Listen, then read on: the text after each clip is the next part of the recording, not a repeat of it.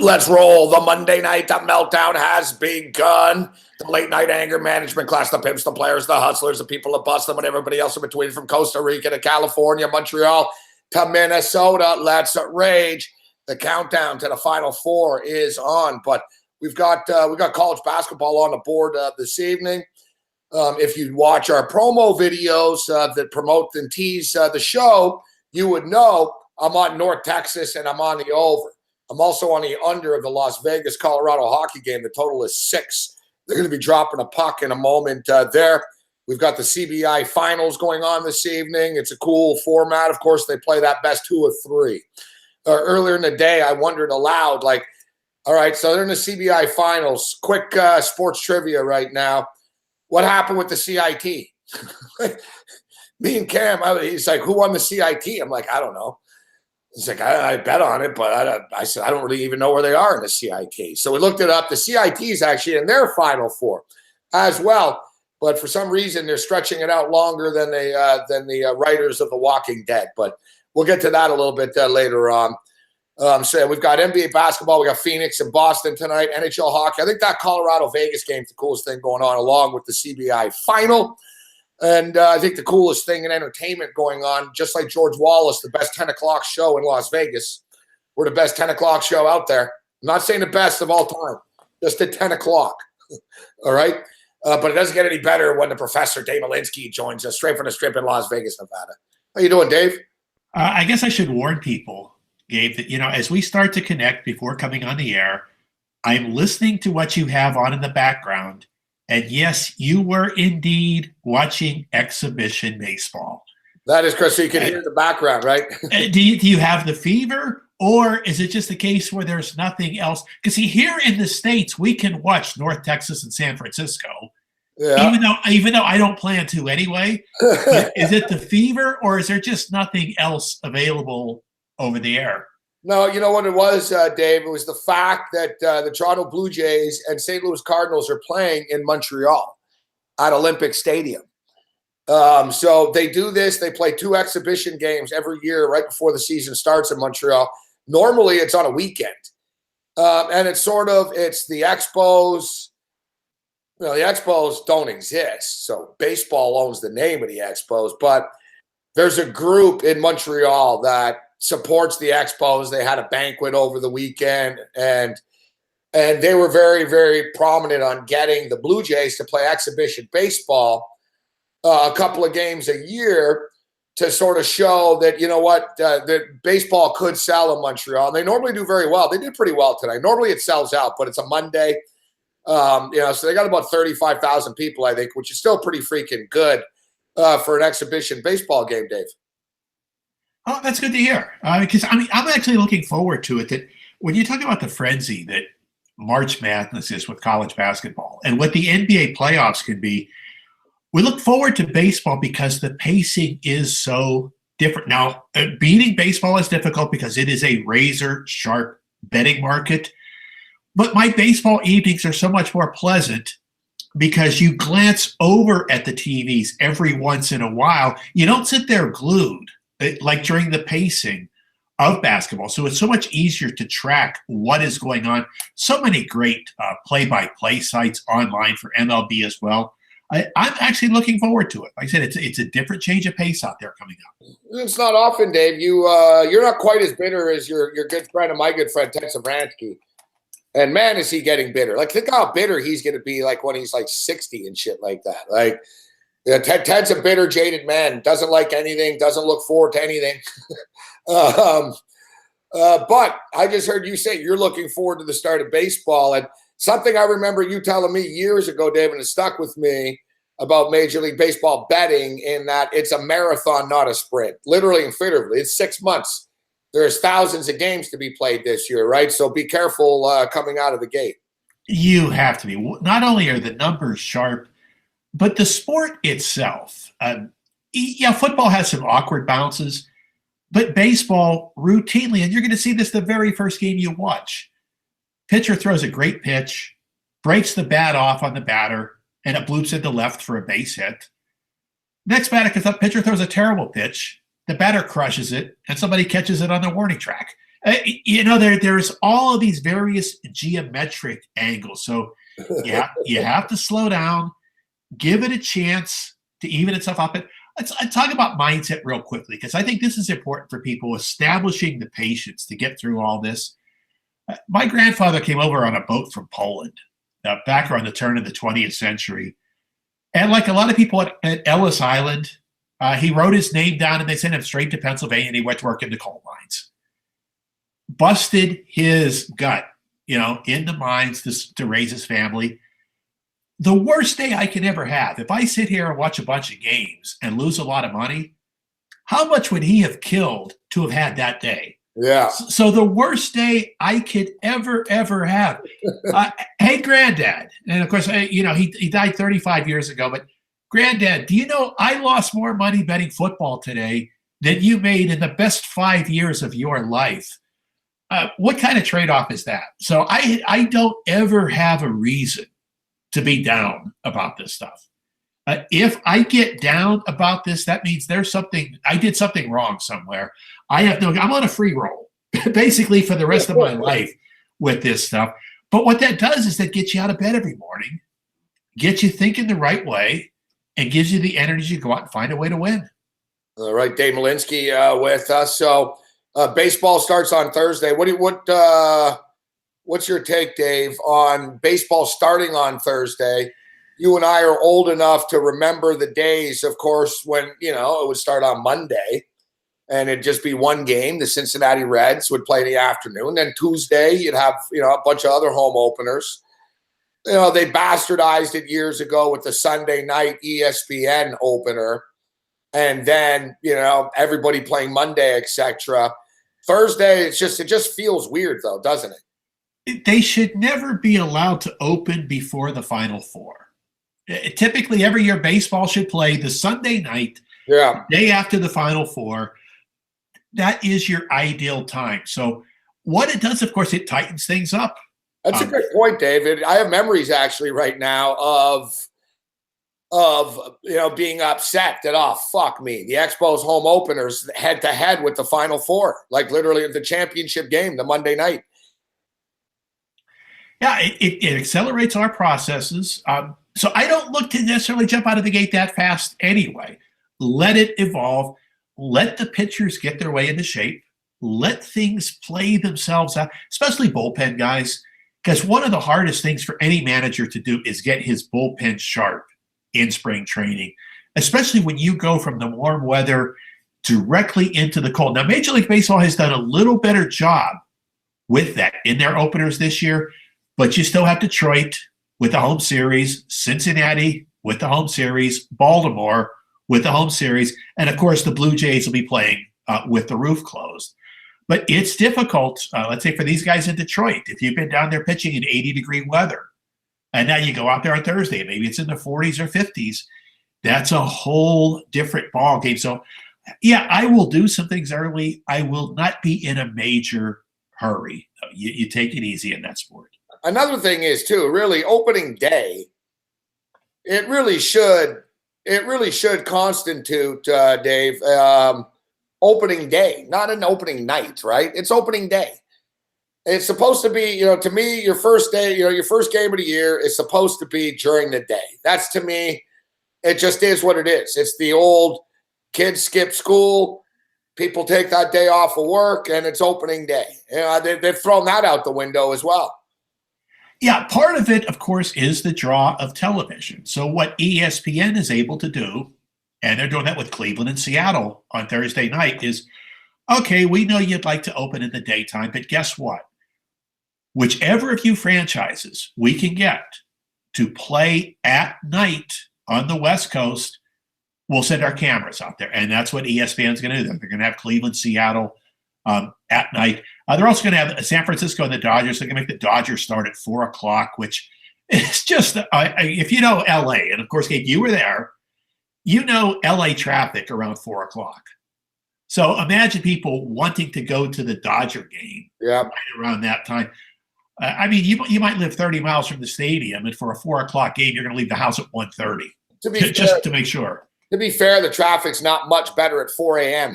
So yeah, it's never good. Yeah. Sometimes it's just worse than in others. But TV matters because that's why the salaries are what they are. But yeah, right off the bat, it's studying weather. So we'll look for some of those teams with contrast. Like I said, Mets are home, Cincinnati's home, Baltimore's home, and Detroit's home. So at least 4 of those series potentially could have players going through some pretty big transitions. Dave, I've always been of the belief that the home opener, if it's a toss-up, and obviously both teams always have their best pitchers on the hill for the most part, with a few exceptions. But I generally lean with the home teams if I'm betting. And like you said, I'm not going to go going crazy, but it's sort of it's the one game where it's sold out. Like a lot of these sort of poor teams, like this is going to be the largest attendance the Marlins have all year, Dave, right? And it's downhill from there. I used to see it firsthand with the Expos.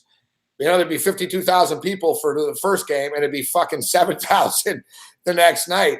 And it was just, that was that. And there was that atmosphere. Hope springs eternal. That's the beautiful thing about baseball, right? Hope springs eternal all the time. Even for bad teams, people go to the park. It's the first game. And you sort of have that playoff atmosphere. It's a unique day, Major League Baseball opening day, because of that. It does have a playoff sort of feel to it. It's intense. The fans are really into it. It's sold out. They want to win. And then the following days, there's that big come down and letdown after. Yeah. Now, part of, too, when you talk about the difficulty for road teams in these, because this is so tight, and, 2/3 of the board are playing tomorrow, these road teams on Thursday don't get to go home after spring training and then travel. They're going right from their spring training site into their Thursday games. That is a little bit difficult for them. Not as tough, again, as football or basketball because there's not as much physical exertion involved. But in terms of being out of rhythm, at best, most of these road teams aren't going to get to their venue until Wednesday. In fact, there are several teams out there that are actually playing Tuesday night, have to travel Wednesday, get to where they're going, and then play early on Thursday. That's so stupid they do that. It's just, it's almost as dumb as having some of those CIT games head-to-head with the NCAA tournament games. One thing, too, the Blue Jays have stated that these games do help them, Dave, because you're playing in Florida. It's sort of a very laid-back atmosphere. It's very rare you're going to get 35, 50,000 people at a spring training game in a stadium, traveling. I think it sort of gives the Cardinals and the Mets, the Cardinals are playing the Mets and the Blue Jays, that little sort of extra edge. There's a lot of young guys and stuff. They're in Florida. They're in Arizona during the Cactus League games. And then, boom, it's like, holy shit, fuck. It's like a playoff game. There's 58,000 people. It's very intense. It's just it's a nice little dress rehearsal for the real deal for the Jays on Thursday. Better for the Jays than for the Cardinals because now the Cardinals have to go through customs twice pretty quickly. And it's not that it's that big of a deal, but it slows you down a little. Yeah, not much, though, Dave, to be honest. That, nowadays, everything's so, it's 2 minutes. It really is. Like, it's not a big deal. So that's what we'll be watching a little bit is if any of the teams get thrown out of sync just a little bit, going from their Tuesday site into the Thursdays. Not that there's a big betting edge with it, because keep in mind, and we'll talk about this all season in travel with baseball, one of the reasons why travel matters so much less in this sport than any other, single most impactful player in these games is the starting pitcher. Well, guess where the starting pitchers are for the Thursday games? They're already at the venues. Yeah. They're not going to be traveling late with the teams. So we'll see a lot of times people say, well, look, they were on the road Sunday. Now they've got to play a road game on Monday. It should hurt them. No, the starting pitchers are always going to travel ahead. They're going to be settled in. And they're still the biggest single impact players in terms of each event flow. So I'm looking forward to it. And again, what's great about Thursday, we'll get to see every one of those games on television. That is one of those great marathons to just sit back and relax. It's a light NBA board on Thursday. And, of course, there's no work left to do in college basketball. If you don't know enough about the Final Four teams at this point, you're late. So pretty much know what there is to know. Quick update: the San Francisco Dons on a torrid pace right now, 27-11 start. I've been riding the Dons here, and I bet against them. They were laying 10 against Campbell last week. They won by 3. I was on Campbell. We had them last week when they were favored by 2 or 3 against, I forget who we were playing. They won. I thought North Texas could hang tonight. 27-11, an explosion out of the gate here in the Bay Area. Total though was 142 earlier in the day. It was bet up. We have North Texas, but we also have the over. So right now it's 27-11, 10:50 left in the first half. 27-11. The in-game total is 154.5 right now. And San Francisco, North Texas just scored 27-13. And North Texas have an explosive offense, guys. They've been scoring a ton of points in this tournament. San Francisco now favored by 13.5, 155.5. I told you I like the under 6 in the Vegas-Colorado game. Quick update, it's scoreless right now, 9 minutes into this hockey game. The in-game total right now, and North Texas scores again. Let's go green. Colorado and Vegas, guys, they played the other day. It was 2-1. I bet the under on Saturday afternoon. It's going to be another sort of playoff-style game right now. These free overs with Vegas are over, I believe. I like the under, and I still like it at 5.5 if you want to get in on that. Right now, Boston and Phoenix have just tipped off a couple of minutes ago, 14-9 in that game. And unbelievable, Dave. This is treacherous, man, when you bet on NBA basketball this time of the year. Memphis Grizzlies about to beat the Minnesota Timberwolves as 14-point underdogs. Yeah, this is one that I don't really like thinking about the NBA. People read point blank. No, we stuck one in pocket earlier today. Found a 216.5 under on Lakers Detroit. Great flow, everything laying out real well. And then with a little over 2 minutes left, Luke Walton decided he would pull that last gamble of hack a Drummond, which, adding a couple of extra possessions to the game. Well, what does Drummond do? He goes to the line, back-to-back trips within 9 seconds, makes all 4 free throws. So not only did Walton add possessions to the game, he added points to the game. And that was a nice way for that to get turned inside out.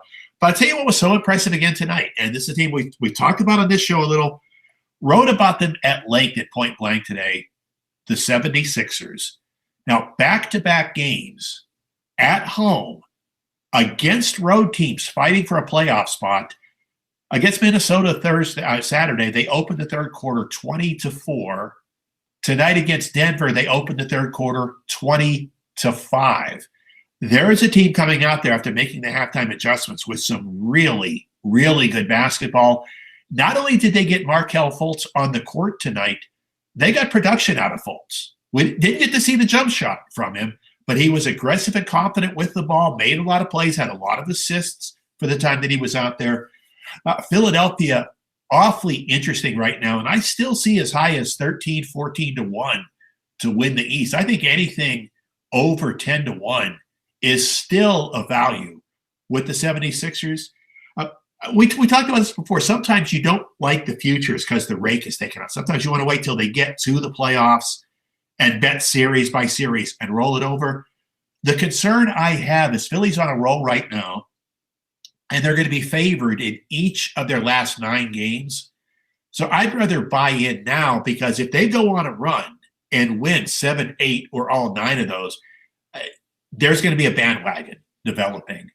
But I'm awfully impressed with what I'm seeing from Philadelphia right now. Boston Celtics are up 20-9 already. Did you have any, what was your take on this one coming in? It's 10 points. Boston are really beaten up. So you basically have Boston, not backups, but, you've got Tatum and Brown are there. So you've got kids taking on Phoenix. Man, this Phoenix team's just gutless, Dave. They're already down 20-9. Yeah, there's no particular pride because most of the guys know they're not going to be back anyway, as part of the rebuilding process. No Booker out there tonight. It's a difficult range, and that Brad Stevens needs the win and will get the win, but he's also being very aware of his minutes management. So he's not out there looking to win this by 15 or 20. He's just out there looking to get the win. But let's give Stevens all the credit that we can over this past week. Those end games against Oklahoma City and Portland, for as shorthanded as the Celtics are, to go out and get those W's tells you what you can do with someone who is genuinely coaching and making things happen. He's done a good job, but right now I don't have Boston number 2, and I've actually got Philadelphia number 2 over Boston. And that's part of why I like the Philly price right now. If Philly can get to number 3, and I think they can with that closing schedule, they got a home game with Cleveland that's going to be awfully important. That would mean they'd run into Boston in the second round, and it means facing Boston before Kyrie Irving is likely to be back in playing rhythm. That's why that race for number 3 is so big. You play Boston in the second round and hold off on facing Toronto until the conference finals. That matters. You wrote about the Philadelphia 76ers in the column today. You can read it on the front page of sportsbookreview.com. And you like how Brown is managing the minutes right now. And if you look at the numbers, the starters' numbers are all down a little bit. They're getting production. I talked about Bellinelli today on the program earlier in the day. Saric contributing. So the minutes coming down. You look at Embiid's numbers. He's 25 minutes, etc. at times recently. So he's clearly managing. He's been criticized in the past, but you have to like the development of this basketball team. They were blowing leads earlier in the year. They put a stop to that. They go on these deep runs. They're clearly dominant at home right now. So reading your column today, it sounded like you like what Brown was doing and is doing with Philadelphia right now, because he kind of was, I don't know if the organization had him in the hot seat, but I know a lot of people were wondering if he was the right guy to push them over the top with the process and all that other stuff, and specifically with Jay Wright being down the street and being as successful as he's been right now. I don't think Jay Wright's going anywhere, even if they get another champion. I just think he is so happy with the working environment he has at Villanova. But yeah, part of what we alluded to, a couple of things with Philadelphia. One is if you just focus on the starting 5 and the numbers when they're on the court, they have been the best team in the NBA. Their starting 5 has outplayed Golden State. It's outplayed Houston. But since the All-Star break, they've gone 13-5, despite every guy in the starting 5 averaging at least 2 points less per game than before the All-Star break. And tonight's another good story. I mean, Embiid is a monster. 20 points, 13 rebounds, but only 27 minutes. So Embiid's actually averaging under 30 minutes per game since the All-Star break. He's going to be real fresh come playoff time. And here's what makes it unique, Gabe, about Philadelphia. This is so old school. In this day and age, they talk about positionless basketball. You don't need a pure point guard. You don't need a pure center. You want to be able to shoot from the perimeter, do all these various things. Well, guess what? You've got a legit center and a legit point guard in Philadelphia. This is throwback time. So when you talk about the Eastern Conference playoffs, Cleveland has no answer for Embiid. The Celtics don't have an answer. Toronto, Valanciunas, but not quite. Who is the answer for Joel Embiid at playoff time if Embiid is fresh and if minutes have been kept down? So this team is going to be real interesting to watch. Dave Morency with us. All right, Dave, so you talked about getting burnt by Luke Walton and his late fouls in the basketball game this evening. Leonard Hamilton was called out on Saturday night for not fouling with 11 seconds left. But truth be told, I mean, if you bet on Florida State, depending on when you got your number, because the number bounced around, but actually did you a favor because Michigan would have hit the shots. Duncan Robinson was going to hit the shots.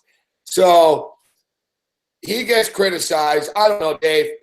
It seems like Leonard Hamilton often gets, like, he's sort of, oh, Leonard Hamilton's terrible earlier in the tournament. Leonard Hamilton this, and I've heard a lot of sort of over-the-top criticism towards Hamilton.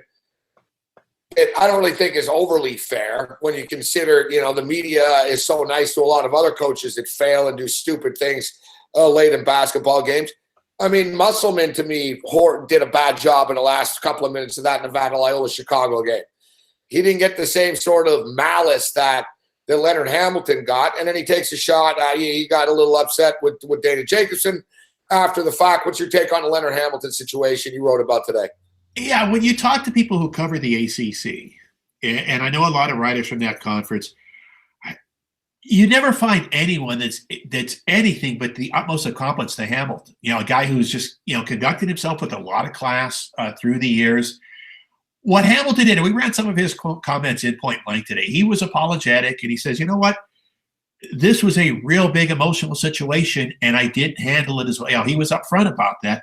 But part of it is he's also saying, this is also going to happen when you put cameras in front of people who just lost the game of their lives, as well, without having had that little bit of downtime. Here's what's fascinating, too, because we saw Twitter blow up when he didn't foul, because people saw the closing line 4 or 4.5. If people followed that game seriously, you could have laid all the 3.5 you wanted on Michigan for hours leading up to that game here in Nevada, offshore. So that game falling 4 was terrible for the stores because people took Florida State plus 4.5, which is how it got down to 3.5 in the first place. That's part of what they missed. Here was the odd thing. I heard Michigan people saying, I laid 4.5. I wish he had fouled. Well, here's the problem. Okay, they foul. Robinson makes 2. It goes to 6. What happens next? Well, Michigan stands there and gives them a 3-pointer because they don't want to foul. So you actually are going to be sweating a Florida State kid coming down and firing an open 3-pointer anyway. Yeah. So it wasn't quite automatic. But I again, this is the social media issue too. People jumped out on Hamilton so quickly Saturday night after they saw that interview. And it's like we tell people when you're judging sporting events every day, go through the box scores carefully. Look for the details. Don't judge the game right when it ends, but sit and carefully go through it, because so many times the first conclusion is the wrong conclusion. Because here's the problem with it being the first two. It's not so much that the first conclusion is necessarily wrong. It's that the first conclusion is where most people are going to stop. Yeah. Once they've reached their conclusion, they're not going to look back at the game anymore. So the people on Saturday night saying, Leonard Hamilton's a bum, they're not likely to look any further than that. And it means they might have put a bad idea away. So we always want to stress that little bit of patience with this stuff. Yeah, patience takes work. You got to roll up your sleeves. You got to do a little extra research. But if you want to win, sometimes that's what you're going to have to do. So, Dave, we're down to the Final Four right now. Sister Jean rolls her way into San Antonio to take on the Michigan Wolverines. I saw pretty much 5s right away, but I guess there was some 6.5s. I was reading. Actually, I think it was Bet Online actually had a 6.5 out there. I guess Bet Online's got I hope their servers troubles worked out. Great book. Everything's all right. So it was 6.5 down to 5 now, Dave. What do you make of this matchup? Now, me personally, as a Michigan fan, I like this matchup from my perspective, only because, and you've talked about this, you look at the teams that Loyola Chicago played. The Miami Hurricanes, they don't have a legitimate point guard. Their leading scorer and best player wasn't there. They had a fucking kid, a one-and-done kid running things. They weren't this. It's not the most rhythmic offense to begin with the Miami Hurricanes. You get the Tennessee Volunteers, similar situation, high turnover team, slam dunk, athletic, sort of street ball style team, not the fundamentally most sound kids in the world. Nevada, veteran players will give them that, but they're still a Mountain West team. Kansas State were lucky to get this far. And, you look at a Nevada game, Dave, it's like the Nevada Wolfpack kids had never seen a fucking pick and roll before. Like simple layups and backdoor screens were confusing them. And, now Loyola Chicago plays against a Michigan team that runs pick and rolls, that runs backdoor screens, that understands fundamental basketball, Dave. Like Loyola Chicago sort of play that YMCA fundamental ball, but so did Michigan. Michigan aren't flashy. They're a fucking meat and potato team as well. I think it's a bad stylistic matchup for Sister Jean and Loyola Chicago.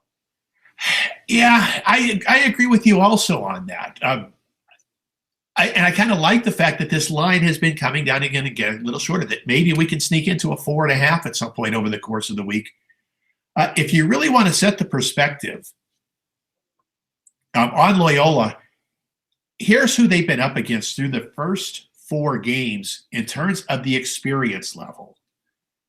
They played 3 seniors, 7 juniors, 6 sophomores, and 4 freshmen. That's a group that you can't exploit, and that's what they've done. They've exploited inexperienced basketball teams. Michigan can't be exploited that way. All of those little things that they were able to do you can't do against Michigan. And we've talked about this on this show for weeks now. Guess who's ranked number 4 in the nation in defense?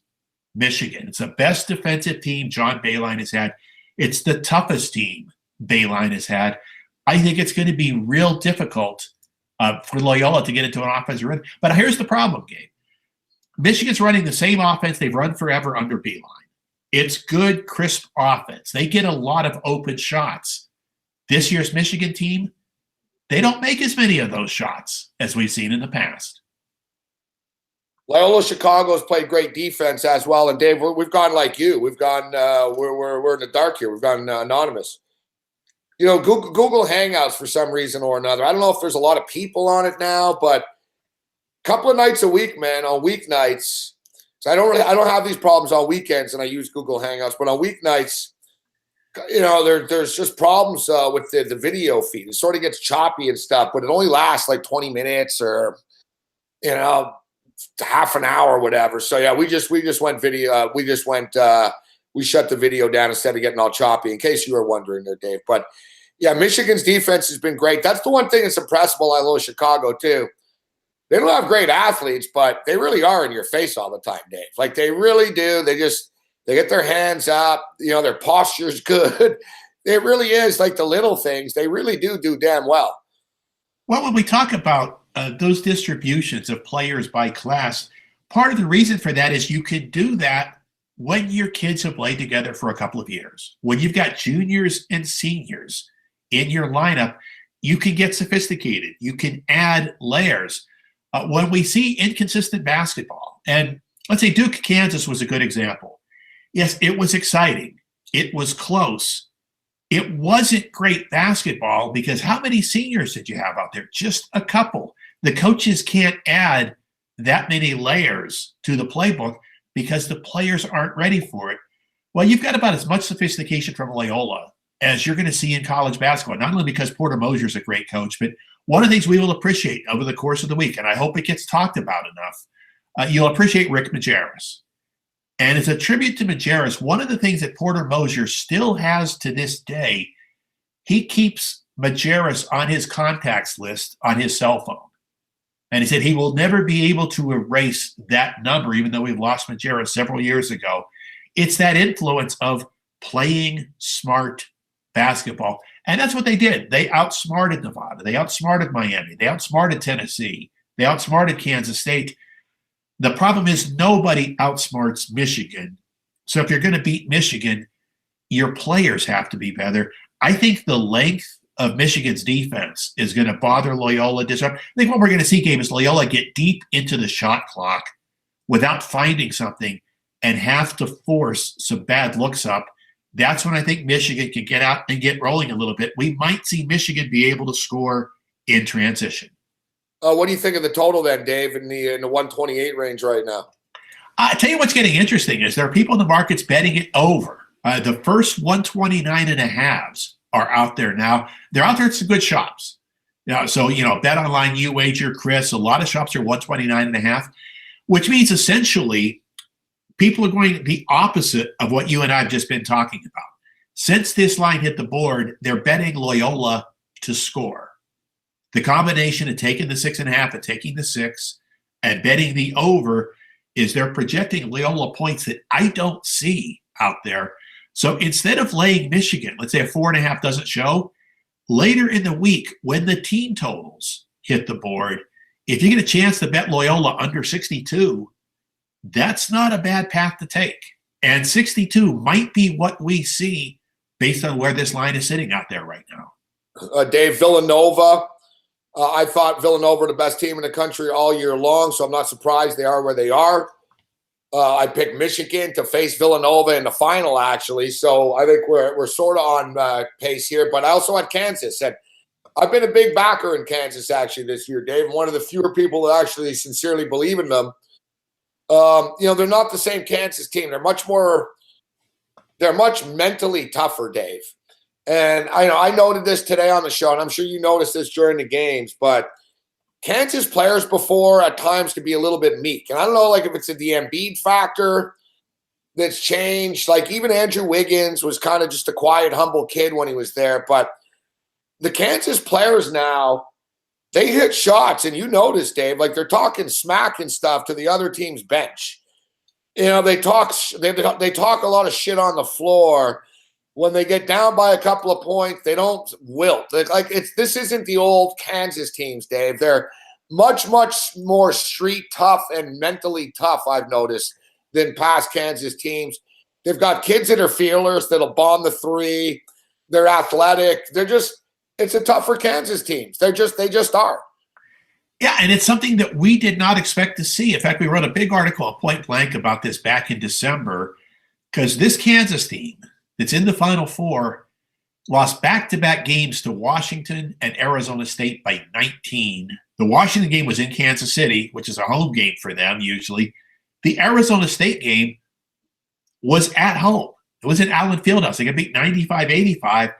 And Self at that time said, wow, I hate to say this, but this is probably the softest team we've ever had. My kids got hit in the mouth, and they didn't respond.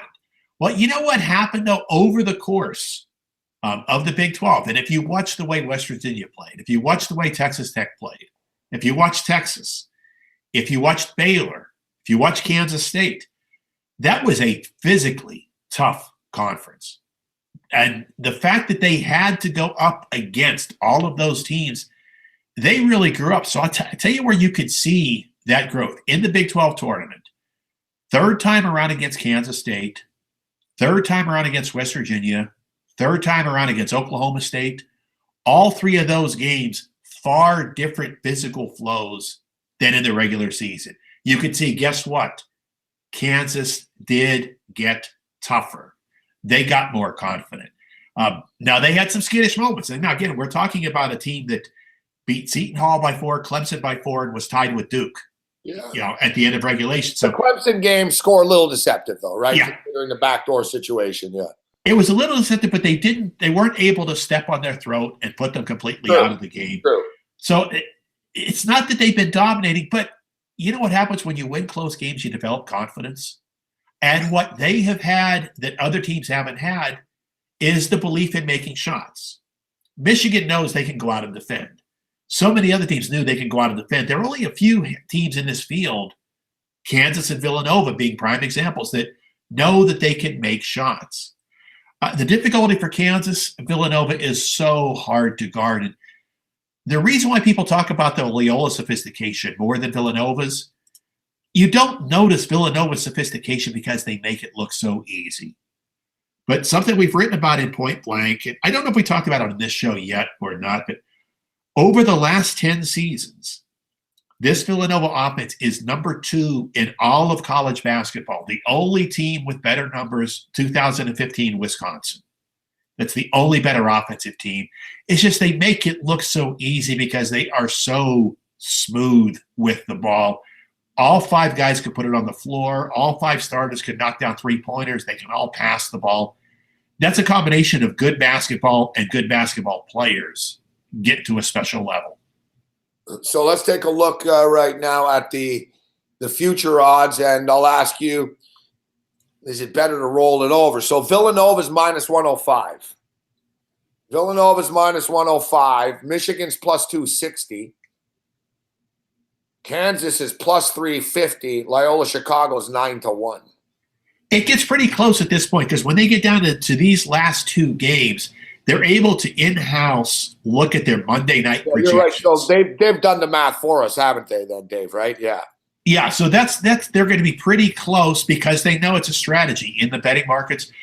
Those are going to be real close. They just go to halftime in San Francisco. What do you think Villanova would be favored against Michigan? And I didn't ask you for a pick here. I know it's early in the week, but like I said with Loyola Chicago, I think it's a bad matchup for them. It kind of, if you're Kansas, listen, I guess Villanova's it's a bad matchup for anybody playing Villanova. It sucks. They're the best team. Do you think Kansas have a puncher's chance, Dave, or do you think they get worn out here by Nova? Kansas does have a puncher's chance. The one thing they've got is you've got Azubuike size inside. He's the aircraft carrier that Villanova doesn't have. So he can throw his weight around a little bit. Kansas has a shot against anybody because they will make baskets. You've got so many guys who are capable of scoring. And for as good as Jalen Brunson is, Devontae Graham's not going to back down. Yeah, that's someone who's going to slap the court defensively and get into Brunson just about as tough as anyone's going to be able to get into him. So Kansas could certainly be in the hunt in this one. I thought this line was going to come shorter. I thought Villanova was supposed to come 4 in this one. So the 5 was higher than I see people are now trying to lay it to 5.5. I think the markets are considering Kansas and Michigan pretty even right now. So the Villanova-Kansas line is likely what we see if it's Michigan on Monday. Nova -5 or so. Probably up -5. And if it's Nova against Loyola, we're looking probably at a 9.5 or a 10. Wow. If it's Loyola, Chicago. I saw you, Dave, say that the NIT teams would be favored against Loyola, Chicago. We were talking about this from an oddsmaker standpoint because Ken Pomeroy, who's one of the sharpest guys around there in terms of putting the numbers together, he was talking about this fact that we were very, very close to the prospects this year if things had flown a little bit. Florida State had actually hung on to beat Michigan.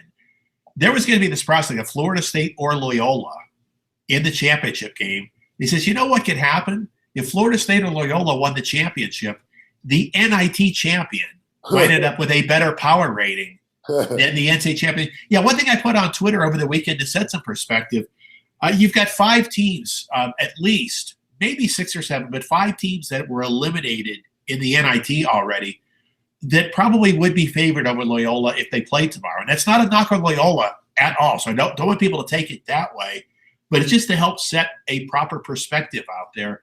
Because for so many bettors, they still don't quite know where to peg Loyola. People who didn't see them play all year long are having trouble putting a power rating together. Dave, so we'll speak next Monday. Now, what is the plan for that? Do you know? Yeah, it's a funny thing. By chance, I actually have to go to Montreal this weekend. So I'll be in Montreal, and, I don't know. I could stay in Montreal and do the shows Monday there, but it just sort of lead to confusion and hotels and expenses.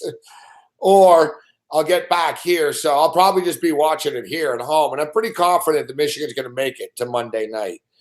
Unfortunately, I'm not delusional, and I know we're going to be extremely tough against Villanova. Like, I just, we could win, but it's going to be freaking tough. Well, what you're going to have to do, and this is what Michigan hasn't done well in this tournament, is actually make the shots. Now, they were swimming downhill against A&M. Or close the deal, Dave. I should say close the deal. You look back, with the exception of the Ramil Robinson, Glenn Rice team, but, the Fab Five made it to the championship game twice, lost. Beeline made it against Louisville 2013, lost. There was the Final Four appearance. What was that, like 3 years ago, 2 years ago? There was the Final Four appearance, lost. We've been here before, Dave. Like, I sort of tempered my expectations coming into this because of this, and I'm really not surprised. I said Michigan would go to the Final Four, and I'm sort of, like I said, right now, I'm sort of resigned to the fact that we're going to get to the final, and then I'll hope for the best against Villanova, but I'm not – my expectations aren't fucking overly high. Yeah, it's a shame because a lot of the things Michigan does well won't bother Villanova. Michigan loved inverting the offense. Move Mo Wagner out to a high post, let him shoot from the perimeter, post up the guards inside. They created a lot of mismatches. You don't get that against Villanova because Villanova can switch at so many different positions. So Villanova doesn't mind it if one of their big guys has to go out and guard on the perimeter. That fits the flow of what they do. So one of these magic tricks that Beeline have offensively isn't there. And again, it comes down to shooting. That I backed Michigan a couple times in this tournament. When Duncan Robinson takes a shot, I expect it to go in. I don't expect anybody else's shots to go in right now from Michigan. And that is that difficulty that to beat Villanova, you will have to make – there's no other way. You're going to have to knock those shots down. And Robinson is the only one really shooting with confidence from the perimeter. Well, hopefully they can catch lightning in a bottle like they did against Texas A&M. Let's see if the camera and Google Hangouts has settled down yet. It normally settles down after about 15, 20 minutes or something when we have the problems. No, still a little choppy. Here's what I'm going to do. I'm going to talk to Zach and the guys at SBR. Maybe we'll give these away as prizes for the football betting conference this August, which will be in Las Vegas. There should be Gabriel Morency bobblehead dolls that everyone could have on their desk. So anytime they can punch it, anytime the sound goes off or the video goes off, they can have that visual there. Yeah. And it's not like you've got to get that creative. There's got to be a Yul Brynner bobblehead doll out there somewhere that we could just convert. Just trick it up a little bit. Diesel, Moby. One thing, Dave, too, to be honest, it seems to upset me more than the viewers. I'm not going to lie. Like, people have been like, don't worry about it. Like, our viewership doesn't go down when we lose the video. They can hear us fine. The audio's fine. And one of these days, we'll actually have to find a way of surveying how many people seriously are looking at you on the screen. You know that what? would be a good one, as opposed to just listening. A ton of people have actually, and guys in the chat have admitted this before and said that exactly, that because before, I've apologized. Sorry, guys. It's not me. It's not my Wi-Fi and my computer. It's Google Hangouts. There's nothing I can do about it. And everyone said the same thing. They said, no, I'm actually just watching. I'm watching games and I have your sound up, right? That's sort of the people multitask now. I mean, I've talked about it. I'm a psycho. Sometimes I'll have sound on of two games at once, not just the video, and I can actually sort of deal with it and not be bothered. What do you make of the NIT tomorrow, Dave? Some NIT action for the world's most famous arena. Western Kentucky takes on the Utah Utes. See that Western Kentucky are small favorites in this basketball game, 1.5 point favorites, total 139.5. And we got Big Ten versus SEC, Penn State versus Mississippi State. Yeah, I've got some Western Kentucky in pocket. We wrote about them in Point Blank last week. A team that absolutely did not have to have this kind of season this year. It could have gone real bad for them because Rick Stansbury only had one player back from last year. Not one starter, just one player back on his entire roster. Happened to be a very good player. But Stansbury rolled the dice. He brought in 3 transfers from other programs, brought in a couple of good freshmen. And not only did they connect, but they had a good layout to connect. They had an off-season trip to Costa Rica to play a couple of games, which gave the kids a chance to bond. And then a real tough tournament in the Bahamas over Thanksgiving. They had to play Villanova, Purdue, and SMU. Back when SMU was healthy, they won 2 of the 3 games. They actually took Villanova to the late possessions before they lost that one. So these kids just bought in. There's a good chemistry that, again, didn't have to happen. This could have been a 500 team if it broke bad, but the kids get along together. They fit from a basketball standpoint. The confidence I think they gained in winning at Southern Cal and winning at Oklahoma State will certainly carry over here. Utah's just an average team from an average Pac-12. Nothing terribly special about them. In fact, maybe a distraction for one of their best players, David Collette, became a father for the first time over the weekend. And you just wonder how much that could distract, a young player who might not have his focus entirely there. I think Western Kentucky can grind it out and win the game. Yeah, and Western Kentucky, it would be massive accomplishment for their program if they were able to cut down the nets and win the NIT. And Dave, I brought this up earlier in the day. People don't talk about this stuff, but you know who won the CBI in 2015? Loyola Chicago. And it sort of helped catapult and give the confidence and bring some other players in, including Cluster after the fact. These tournaments can be a building point. We've seen Michigan win the NIT with Beeline a few years ago as well. So, it can, and other teams sort of like Stanford just sort of are just NIT kings all the time now. But I find it interesting that Loyola Chicago did win the CBI in 2015. Well, when you watch the games tomorrow night, in terms of intensity, it's going to look like Final Four because one is every basketball player at the college level wants to play in the Garden. There is that mystique there and that aura. And it's just college basketball, Dave. It's, you said, like from being wrestlers, from WWE wrestlers to bands. I mean, look, the song, you're a music historian, Dave. The song remains the same. The Led Zeppelin movie. Where's it filmed, right? Yeah. MSG. You know, from boxers, the UFC was their biggest deal ever. Oh, shit, we're at Madison Square Garden. It is. So it is. And then you throw in the fact that it really is a basketball mecca, not for the Knicks so much, but so much history and stuff. But yeah, just across the board, the arena still does have its allure. Well, now think about these players. You've got one team where the players spend their academic year in Bowling Green, Kentucky. You've got a group of kids who spend their academic year in Starkville, Mississippi. Now imagine the allure of a couple of days in Manhattan when you go to class in Starkville, Mississippi. There is a real buzz. Keep in mind, though, in the Mississippi State-Penn State game, a little bit of an edge to Penn State. Not sure how much you give, maybe a half a point for this. They played a couple of games in the Big Ten tournament in the Garden a couple of weeks ago. Oh, so yeah. They should be settled into that environment pretty well. Beat Ohio State in the first game. And actually gave Purdue a good tussle before losing in the second one. So they'll be a little bit more settled in to the Garden than Mississippi State's kids.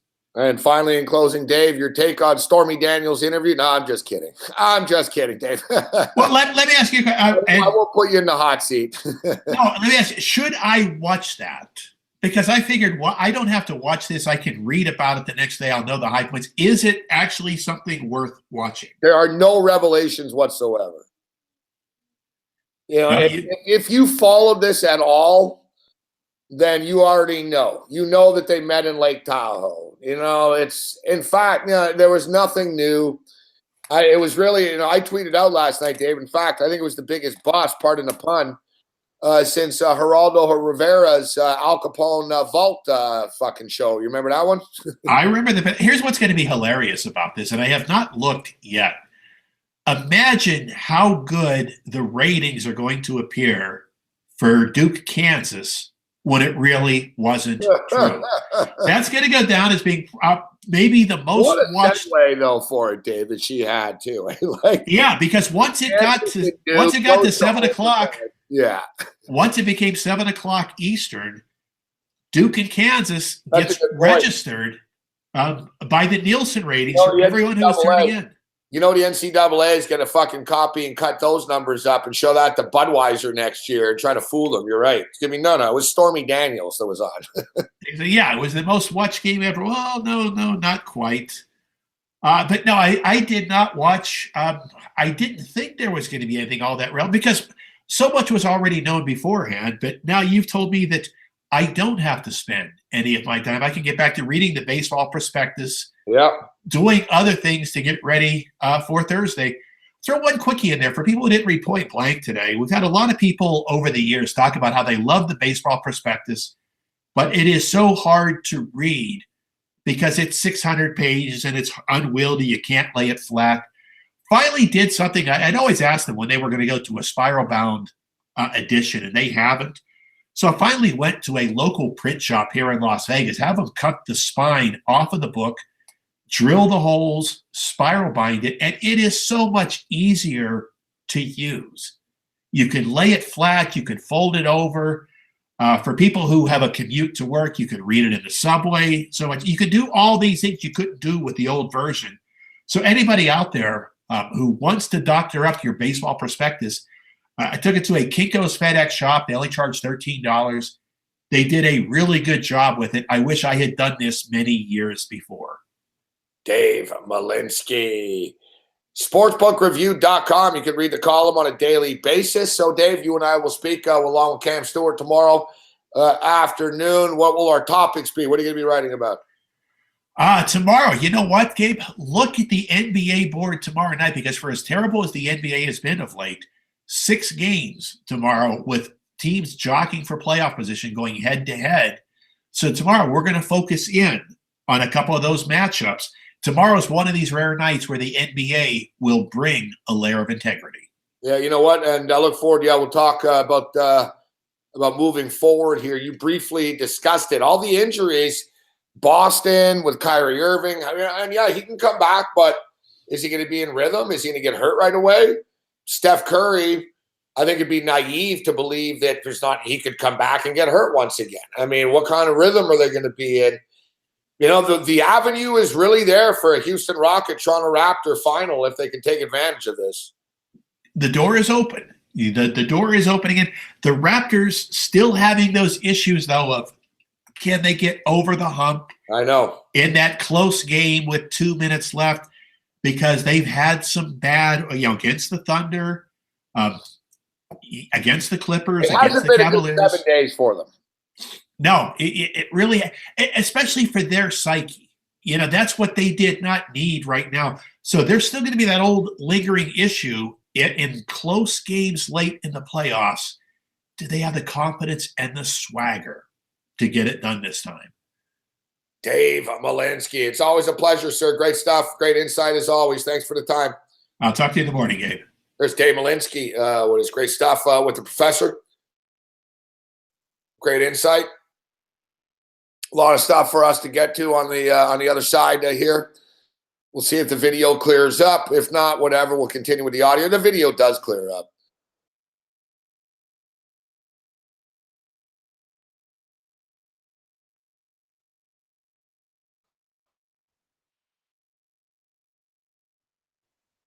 Yeah, excellent stuff with Dave Morency.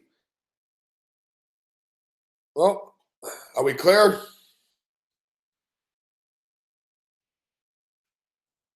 Yeah, I believe the video is back. You guys, you feel free to mute me if you want. You could just put a blanket up over the screen. Everyone's like, I don't even care. I don't want the video anyways.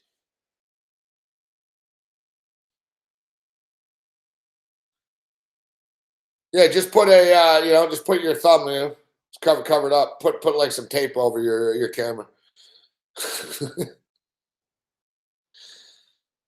Hey, listen, I don't mind. If it was up to me, I wouldn't mind just sitting here. I could sit here and do whatever I want. I could be like George Costanza. I could sit here naked eating a block of cheese. I could be snorting coke like Odell Beckham off the table during the show and shit if we want audio. But SBR, we've got like 1 or 2 people that like to look at me. Not many, but 1 or 2.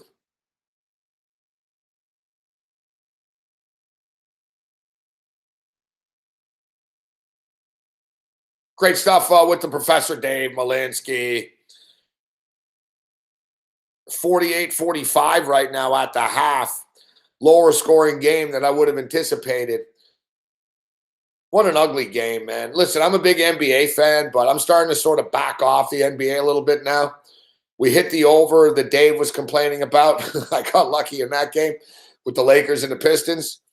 I got a push with the Lakers. It was 5.5. That's why I might have 0.5 point. I got a push. I'm on North Texas plus the 5, which I do well, and I've done well with the Dons, man. The Dons are playing really good basketball right now, but I'm also on the over this game, and I actually just put a little bit more on the over. But the thing with the Dons is, got up to 5 points. I just thought it was a little bit high. We'll see if North Texas is going to run. Listen, college basketball, anything can happen. It's 50-34. So the Dons are up by 16 right now with 16 minutes left in the game. We'll get you a second half number in this Boston-Phoenix game. Fucking in-game total down to 200.5 now. 200.5 points in the total. Second half number, Boston Celtics minus 5.5, 107.5. I don't know, man. I give up. Fuck. The Phoenix Suns, it's like betting on it's like betting on Division III basketball. That's what it is. And that's an insult to Division III. That's like an insult to the Mount Unions of the world. Like betting on the Phoenix, I don't know. Like the Phoenix Suns, they're like the worst fucking team in the history of just teams. They're fucking terrible. You're a disgrace. I don't know what you're going to do. You scored 15 points in the first quarter. You scored 30 in the second. You'll probably score 6 in the third. Fuck. Dude, who knows with the Phoenix Suns? And look at the NBA tonight. The Minnesota Timberwolves lose. It's funny, Cam Stewart today on the radio said to me, he goes, hey, Morency, fucking Minnesota should kill Memphis, right? I'm like, no, I don't know about that. They said, I don't know. I said, Memphis fucking got blown out by fucking 62 the other night. They'll probably be better now. It's a shit show in the NBA. It's just a shit show right now. Everyone's hurt. Half the teams don't give a shit. The Toronto Raptors suddenly are cold. I saw this coming with the Raptors, too. Right after that Oklahoma City game, they've never been the same since. I'm not in a panic. I think it's better that it happens now than like in the playoffs type shit. They need to step up tomorrow, play well, and everyone will be happy again. It's as simple as that. Everything's fine. You're gonna be the 1 seed. It'll be a fucking disgrace if the Raptors blow to 1 seed, man, considering Boston are as injured as they are. But they're not gonna blow it. They'll be fine. They'll beat the Nuggets tomorrow. Everyone will chill out. We just need to get everyone happy again. DeMar DeRozan needs to go off, have a nice game. He'll be smiling again and shit. But I'm not gonna lie to you. I mean, I'm high on the Raptors. Problem is with the Raptors, Dwayne Casey's not a great in-game coach. He's a great motivator. He runs great practices. He gets his team ready to play every night. But as far as the X's and O's and execution inside of a basketball game, Casey's fucking pretty average. You know, we talked about it in the past. Like his rotations get weird when Casey's under pressure. He does weird things with his rotation. He lets other teams go on prolonged runs without using his timeouts. He just stands there. You know, like the Raptors could be up 9 in a playoff game. LeBron will go off, and Cleveland will score 22 straight points, and he'll just watch it. And then he'll call timeout when they're down by 14 after. It's like, coach, like it's a little late for timeout now, you know? So he worries me a little bit in close games. He got out-coached by an usher last week. And another thing that worries me is the close game with Casey and then the secondary close game with the fact that the NBA doesn't want the Raptors in the finals. And no one's talking about this really very much besides sort of we know this, but it's a fucking fact. They don't want a team from Canada in the fucking finals. They don't even want them in the semifinals, to be honest with you. They don't mind if you're on NBA TV and you're on TNT on a Tuesday night during the playoffs and shit. That's all right. But you make it to the Eastern Conference Finals, they're fucked. They have to put you on ABC. You make it to the finals, therefore you're in the Eastern Conference Finals and you're in the NBA Finals. That's like 6 weeks longer than fucking ABC wants to see a team from Toronto on TV. And especially against LeBron, fuck. Like, you think they're going to want the fucking LeBron James versus James Harden and the Rockets? Or they're going to want fucking Toronto Raptors? Fucking, come on. They don't want the Raptors. So it's going to be an uphill battle. And I hate to say that. I'm not using it as an excuse. It is what it is. But we fucking know this for a fact. The NBA is going to fuck the Toronto Raptors in the playoffs harder than Donald Trump fucked Stormy Daniels. Las Vegas scores 1-0. Quick break, bong break. And I don't know, considering Trump's an old man, I don't know how hard he fucked her, but you get my point.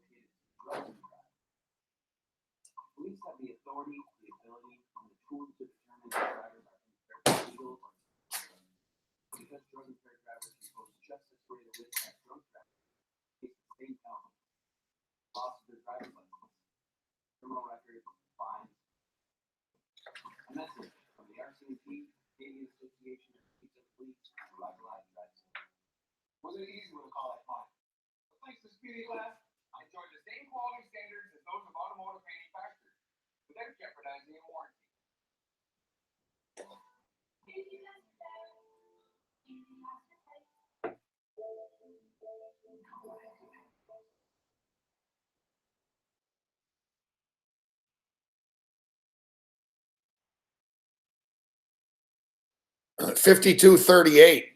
Fuck, it's slowing down. I don't like this. We need points. North Texas is sort of hanging around and chipping away a bit here. Now down by 14. If we can just go on a little bit of run, but the in-game total is right now down to 141.5. I don't like the looks of that. The under 6 is looking pretty good in the Vegas game. You never know in Vegas games. The new in-game total is 4.5 right now. Dodgers are up 4-0. Exhibition baseball. What's going to happen here in the second half? Boston and Phoenix, I really don't fucking know. I think it goes over the 200.5. I mean, really, are they really going to fucking play a fucking 88 game? Kings and Flames are still scoreless right now.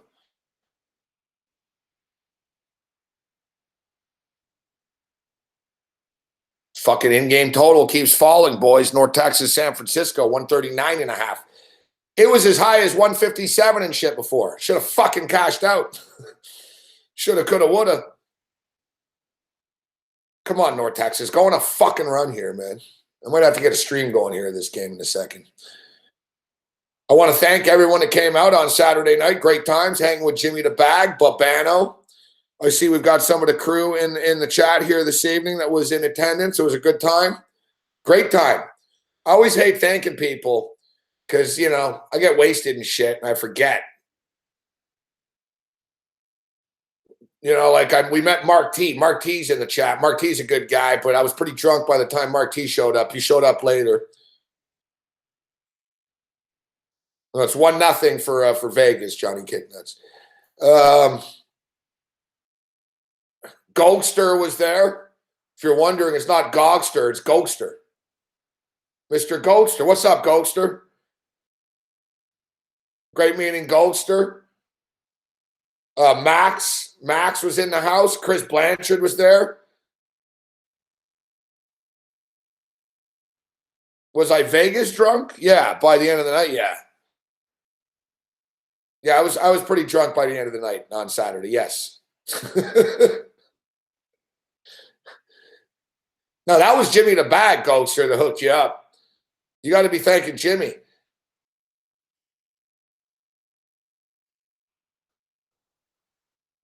I don't know. I don't know what Babano said. I didn't hear him. Fuck.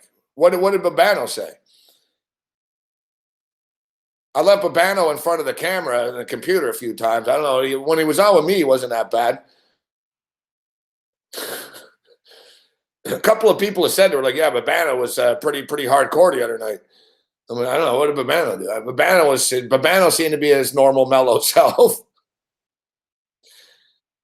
Gargon was there. Gargon, Chris Blanchard, Mark T, Max. Max was in the chat earlier. Max was there.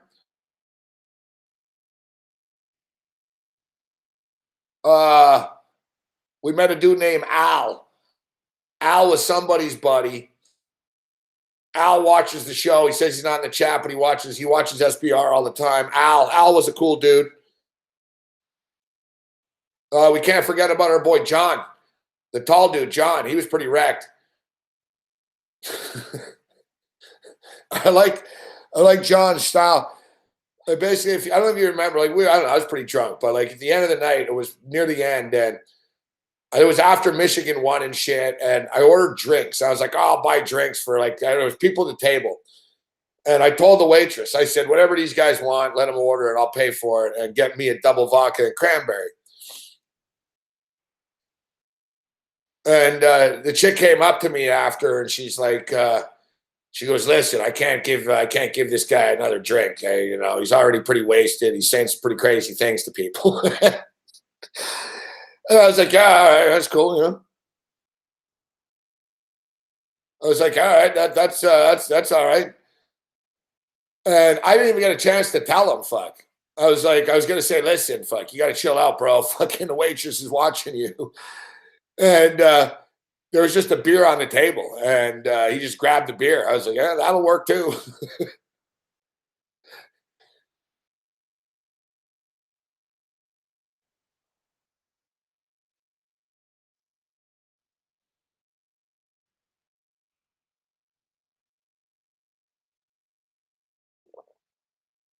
Yeah, I didn't realize someone tried to take the computer. I thought we were in safe hands with Babano, but evidently Babano, I don't know. I got to rewatch the show, I guess. Well, I was in a good mood, Josh, because Michigan won. If you want to get me in my best mood, it's like 5 minutes after a Michigan game. And don't worry, it quickly fucking evaporates. 2 hours after the Michigan game, I forgot about the Michigan game. I was like, what? Oh, yeah. That was then. Fucking lost on the West Coast Eagles on Saturday night. So, yeah, I apologize for anyone else I'm not mentioning. Like I said, I was fucking hammered, and there was a shitload of motherfucking college kids there. Yeah, what's up, Sandercock? There was a bunch of you can't make that shit up, man. There was like Michigan students were there. It was fucking hilarious.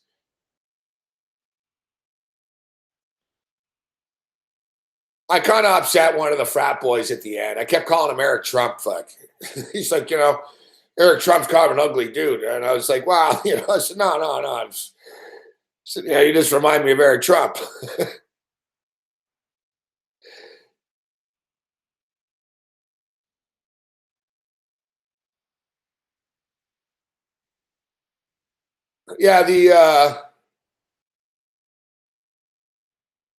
Yeah, and our boy James, he's probably watching right now. Oh yeah, he really was Barron. You're right. He did look like Barron. Fuck, he was like an older Barron. So yeah, the James dude, he was cool. I liked him, but he's a big dude too, so he wasn't worried. But I went outside to smoke a spliff, man. I had to stop fucking the Michigan kids from like attacking the James dude. I don't know who else was there. Fucking, we're like, whoa, whoa, hey, fucking. James fucking called him a bunch of shithead fucking frat boys or something. I don't know what he said to them, but yeah, I had to fucking try to calm it down. And I told one of the kids, one of the Michigan kids, I was going outside, and he's like, "Can I come?" And he's a Michigan fan, so I'm like, "Yeah, all right." And then we get outside, and I light a spliff up, and the kid's like, "Oh, I thought we were going to come outside and do a bump. Do you have any coke?" I'm like, "No, I don't have any coke." Like, do you know where I can get some coke? I'm like, yeah, kid, fuck. I'm going to score a 19-year-old kid that I just met cocaine, fuck. Yeah, that's good. I was like, no, I don't know, kid. And then the James guy's mouthing off. And I was like, and one of the other kids was like, hey, I'll fucking drop it. And I was thinking, these kids aren't from here. They probably will fucking attack this guy and just go back to their hotel and shit. So I was like, whoa. I was like, listen. Hey. We just won the game. It's all good. I'm like, I told James, I'm like, bro, you got to fucking stop, man. Because at first there was just 2 of the kids, but then there was like 4 and 6 of them and shit. It was like, dude, man, they're college kids. Fuck, like, if they attack us, we're in trouble. You know what I mean? Like, they didn't want to attack me. I'm a Michigan fan. I didn't have a problem with them. I was getting along with them. But like I said, like, they might be a bunch of dumb kids, but if you get attacked by a bunch of college kids, it's going to be a tough way out of it. You have to start dropping kids left and right. Bang, bang, bang.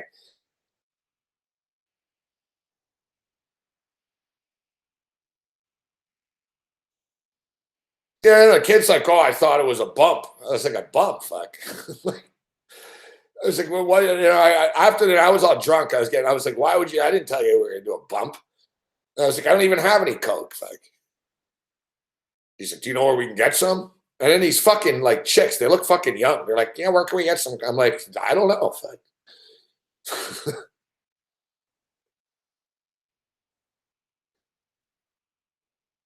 No, I'm a terrible fighter. Fuck. I'm a terrible fighter.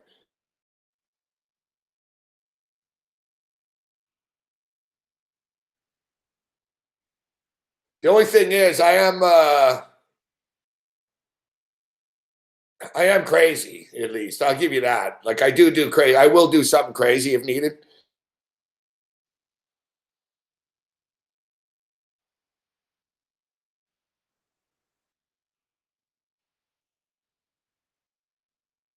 My best attribute as a fighter is I'm sort of like Roy Nelson. I can take a beating, but that's not good. It's like Roy Nelson set the record. Fuck. They're like Roy Nelson. He's the record holder. Nobody's been punched in the heavyweight division more than Roy Nelson. I'm like, that's not a good record to have. Fuck. Like, that's not a record that you should be proud of. Yeah. Nobody's been hit as many times as I have.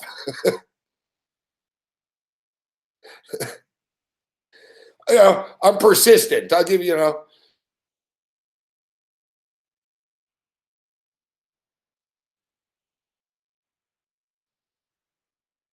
Oh yeah, here's Kevin. Kevin was there. Yeah. I forgot about that. So fucking Al. See, yeah, Al. So this Al guy. So basically, Al split fuck on the top.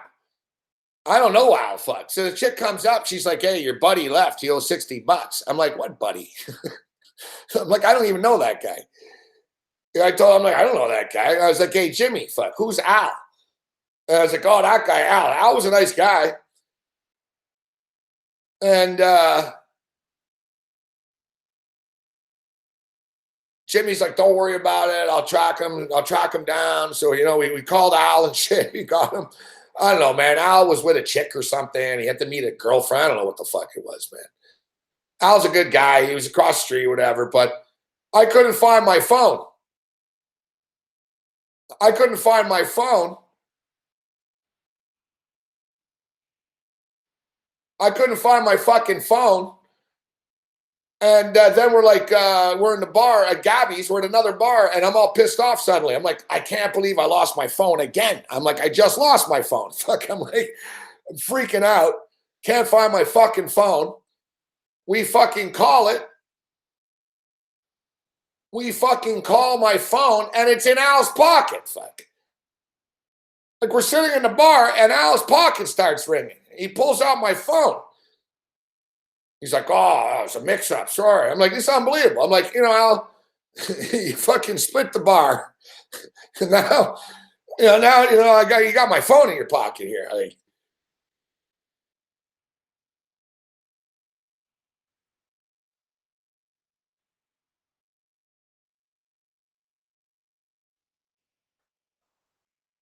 And it's true, Jazz.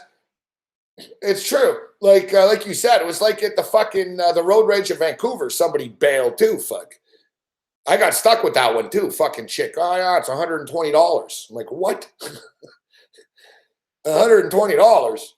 That fucking on the way out of that road rage of Vancouver was unbelievable, man.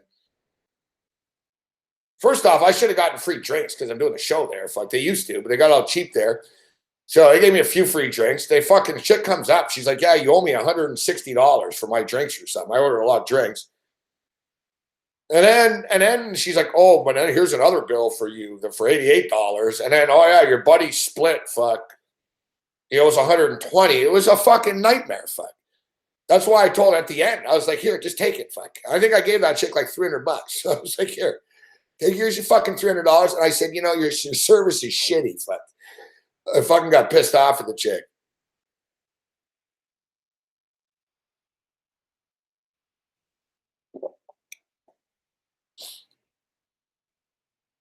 No, Al's all right.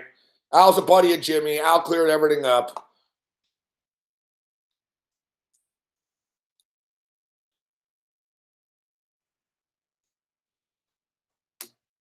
I don't know. What's up, Kevin?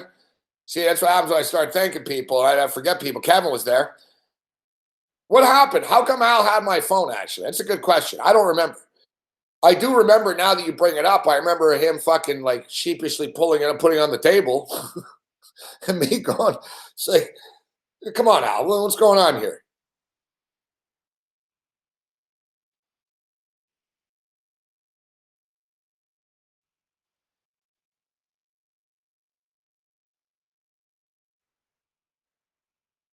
Oh, okay. I'll show it back up. All right. Yeah. No, yeah, Al's a good guy. Al's a good guy. We don't want, Al.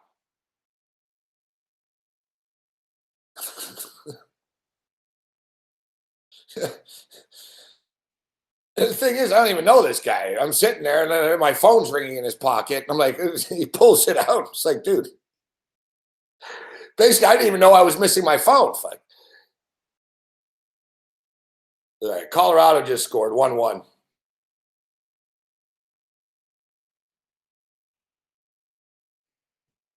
No, that's the thing.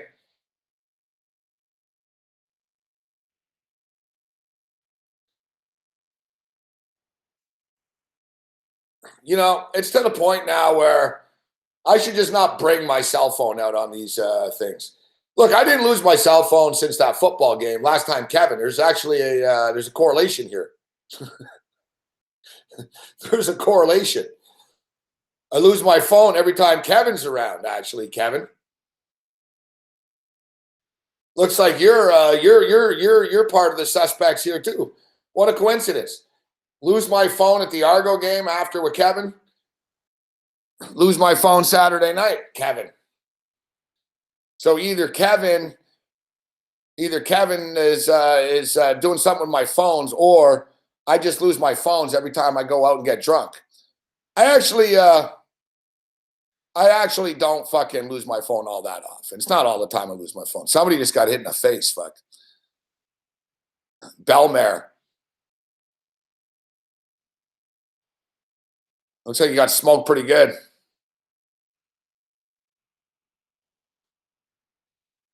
No, I don't. Yeah, I should just not bring my phone. And even that night I lost my phone after the Argo game. It's one of the most baffling things ever because I had it. I swear to God, that phone is in this fucking condo somewhere, man. Like, I don't know. Like, I fucking had it. We left the football game. I vividly remember. I wasn't that wasted. Like, I vividly remember I was standing with Kitchener Ranger Ray, and I was on the phone. I was on the phone calling in bets. Fuck, the NFL was going on. I was calling in bets when I walked out of the stadium. And I had the phone. I put it in my pocket. And I don't know what the fuck happened.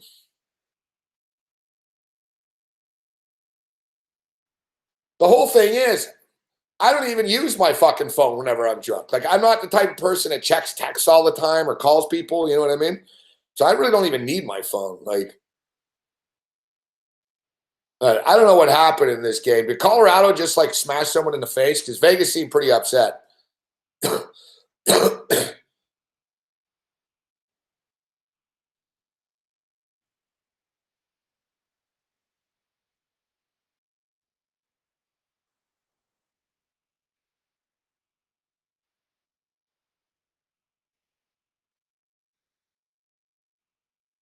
Would it kill them to show a fucking highlight? This is what I said last night, though. I was talking about this over the weekend with Vegas. Vegas get to the playoffs and stuff, man. People are going to start beating them up more. They're a smaller team. They're going to get worn out as the playoffs go on. Vegas aren't winning the cup. They're good, but they're not, I think Vegas will win a playoff series and then get bounced.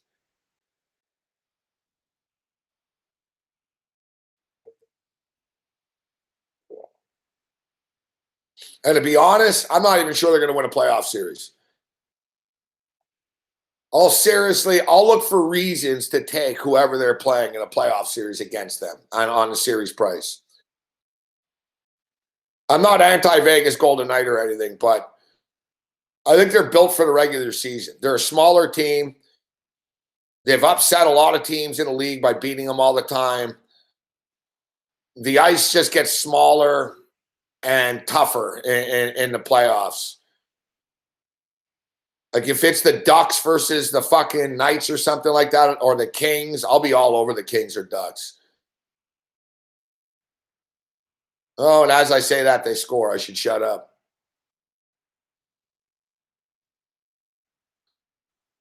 I should shut up. Let's look at Marcius, though. They're little motherfuckers. They're just little small dudes that buzz around, man. Exactly, Jazz. That's what they are. They're like the Canadians. By the time they'll win a series, but by the time if they actually win a series or two, by the time they get to the semifinals, they'll be fucking dead. They're small dudes. Teams are going to lean on them and just beat them up and shit. Regular season's different. You can fly around and get power plays and shit. And then that's another thing. In the playoffs, they don't really call penalties. It's not the same. That's another thing, too. You don't get the power play. You don't get the free power plays in the playoffs. You'll get a few power plays, but you got to fucking kill someone to get a penalty in the NHL playoffs. Yeah, good job, buddy. What did he do? I didn't show the highlight, but fucking Buddy on the fucking Vegas Golden Knights was pretty fucked up in his face.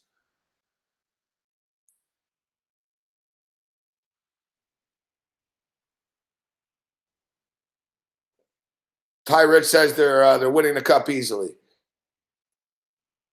Just keep it at 5. They're still on the power play.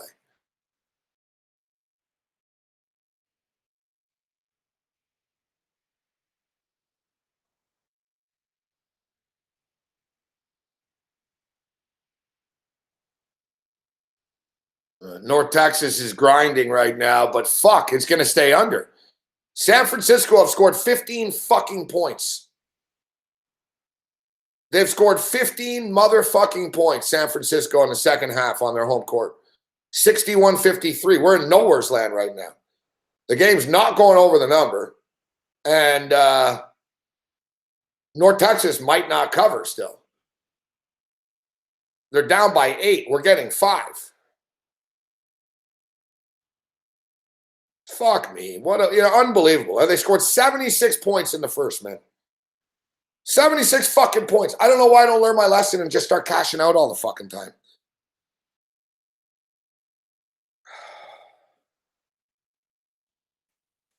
Guys, at the half, the in-game number was 156.5. They can't crack 114 right now.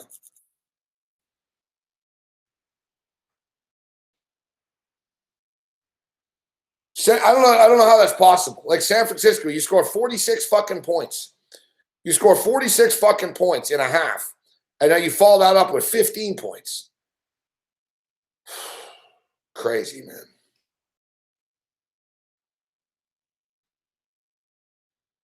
They're only in the second period in this game. Fuck, 4 minutes left. This fucking power play won't end. 30 seconds left in the power play. I swear to God, for the life of me, I don't understand. I know it's not easy to be an NHL hockey player. These guys are great, but it's fucking baffling to me how hard it is for fucking NHL defensemen to clear the puck out of their zone. It's not rocket science, guys. You get paid like $6 million a year. All you need to do is two things. Fuck. Hit people, push people's face first into the glass in the corner, and when you get the puck, fucking ricochet it fucking out of your fucking zone. It's pretty simple. Like an NHL defenseman job, I'm not saying it's an easy one, but I'm saying the details of what your responsibilities are not that much. Get the fucking puck out of your zone and hit people. And they can't do it. It's amazing to me. I mean, you guys can all shoot the puck like 110 miles an hour, so how hard is it? They all fucking, I don't get it. It's baffling, man. Like, I don't understand how they can't flick it high. It's another thing, too. Like, my grandfather always used to tell me that. He goes, in our day we played, we used to flick it high. And he goes, it's great. You flick it high and it buys time. It's like a Hail Mary. He goes, you flick it high and it gets lost in the lights and stuff. And the puck drops at like center ice. And he goes, it buys time. It gets people out of the zone. But people can't do it for some reason now. They can't. I don't know. It shouldn't be that hard. Flick the puck. Like, you'll notice these guys in the corner, they'll get in the corner, they'll sort of half-ass slap it, it gets stopped right away. It's like, guys, like, fucking tee one up, man. Just blast it out of your fucking zone, fuck.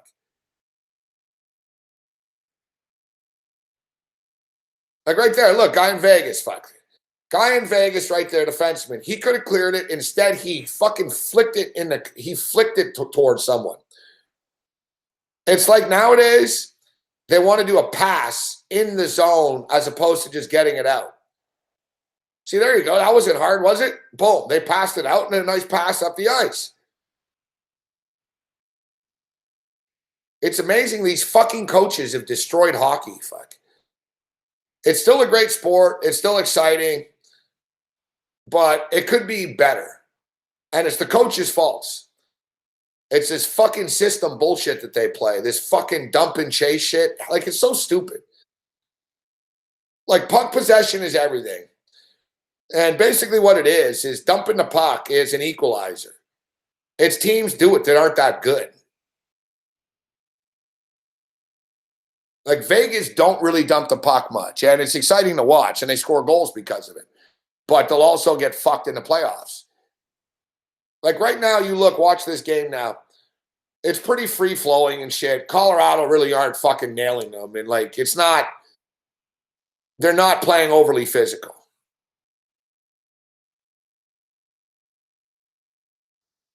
Like in the playoffs, the Anaheim Ducks and the Kings, these teams are fucking big dudes, man. They're big dudes. They're tough dudes. And they're just going to put a fucking wall up. Oh, Colorado's about to score. Fuck. Oh, big save, Fleury. Holy shit. A lot of action in this game.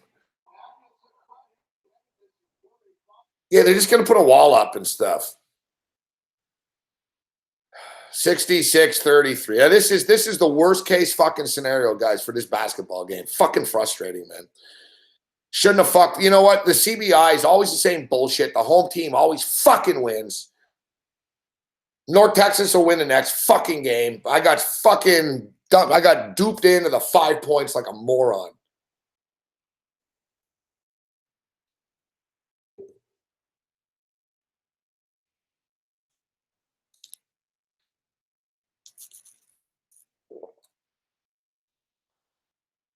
That's the thing. Like Anaheim and shit, they'll just hurt them. Like, they'll do it. That's the whole thing that people Vegas don't realize what they're in for. Like, people will hurt you in the playoffs. They don't even care. You think Ryan Kessler gives a shit? Fuck, he'll fucking slew foot somebody. He doesn't give a shit. It's the NHL playoffs. Tough shit, kid. I don't know what to tell you. You know, it's another level. They're a dangerous team, though. I'm not saying they're not, they're contenders. I'm not anti-Vegas. I just think that they're too undersized to win the cup.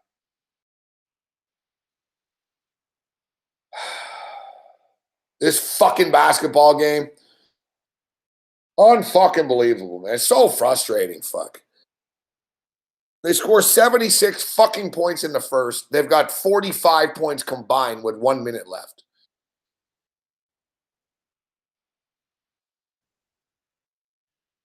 My apologies. North Texas has just cut it to 8. Fuck, we're getting 5, man. A backdoor would be real nice here.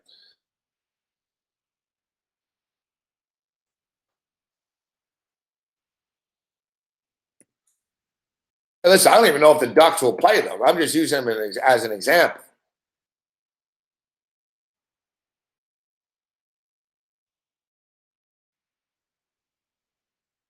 But if the Ducks play the Knights in the first round of the playoffs, I'll take the Ducks.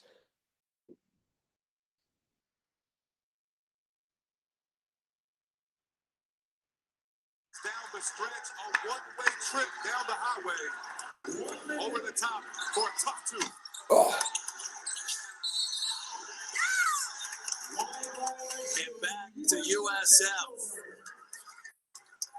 Well, he's driving his car. He scored 15. Fuck. North Texas just missed a 3. They could have cut it to 5. And a timeout on the floor. Let's take a look at our game track brought to you by Credible and Ferrari. One of the stories, Chase Foster, the other, a double-double. Fucking San Francisco Dons. Like I said, this series is a best of 2 or 3, right? So historically, this CBI has been this way, where the team will win at home, the team will win the game, second game, and the home team wins the third game.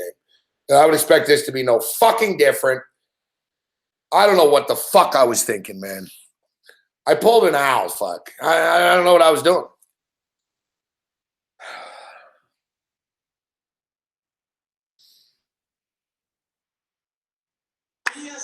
And San Francisco in position to take a 1-0 lead in this best-of-3 series. And for Kyle Smith, looks like he'll head down to Denton, Texas Wednesday night with that one-game advantage in his back pocket. You like the best-of-3 format? It's different. It's like the NBA. It's really the only tournament championship that we see like this at the collegiate level. I think the Ducks at 25-1 in that range. That's a good pick. The Ducks are a dangerous team, man, in the playoffs. Thing with the Ducks is, it's sort of like the Ducks are a lot like we were just talking about. The Ducks play so physical that it wears themselves out. You know what I mean? Like, the Ducks get beat up on the Knights and shit, but a month later, the fucking Ducks are all beaten down and tired. The Ducks get hurt because they throw their bodies around so much in the playoffs. I'll take the predictable route. I think it's Nashville and Tampa Bay. Nashville seemed like that team. Yeah, I pulled an owl. I don't know. Fuck,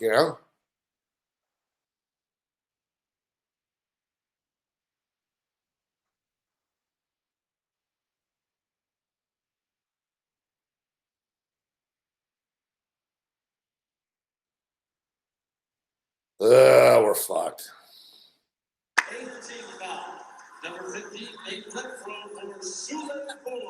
We're down by 8. Dons are going to the line.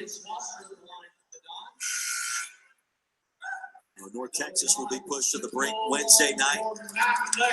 And the Mean Green. North Texas are going to beat these guys on fucking on Wednesday night.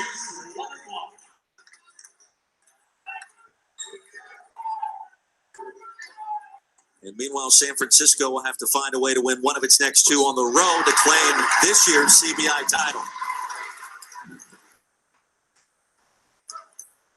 They've done the main job.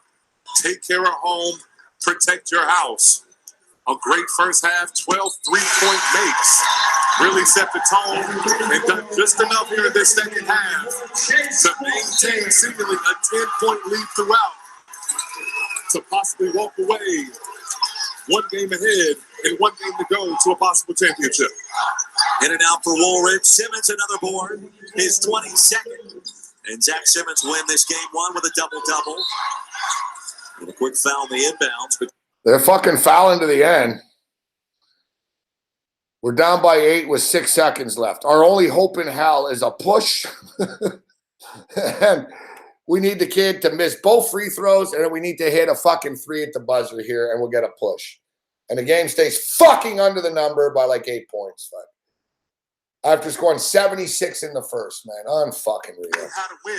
And he hits the free throw. Drop this game on the road, but you have one game at a time, which could be 2 games. These announcers fucking full of cliches. One game at a time. Yeah, we know. They did the job competing in the second half. That has to translate for a full 40 minutes.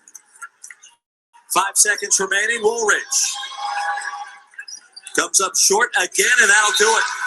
San Francisco claims game 1 of the CBI Finals. Fuck! 72-62, our final score. Fucking stupid fucking pick. Fuck.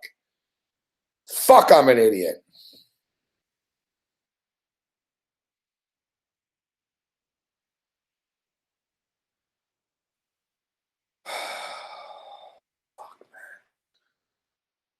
Fuck, I've been riding the fucking Dons, but I had Campbell last week.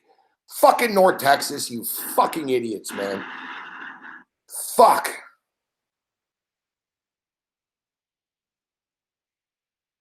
Fuck, I just made my neighbor's dog bark. I can hear. Just my neighbor's dog starts barking. I wonder if the dog can like hear me, like, you know. Fuck, man. Son of a fucking motherfuck. You know, oh. Fuck.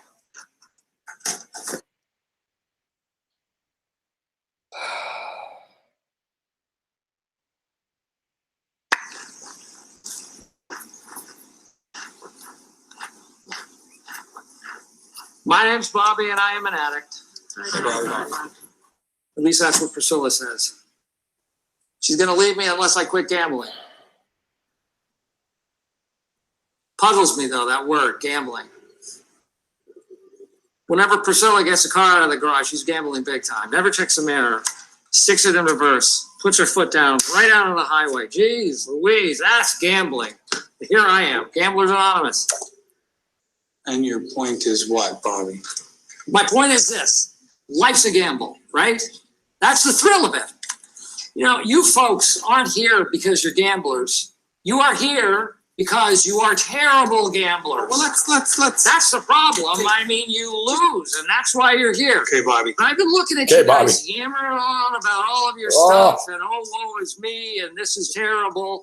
But you know what the problem is? The problem is you don't have a thing. Can we just... They don't have a thing. Bobby. They need an edge. You need an angle, inside track, something that's going to turn you from being a gambler to a hustler, all right, from Bobby, a thank loser you very much. to a winner. Why should we give up the one thing in life that we really love? These folks don't need to stop doing what they're doing. They just need to get better at it. Who's dealing? Who's in? Huh? And your point is what, Bobby?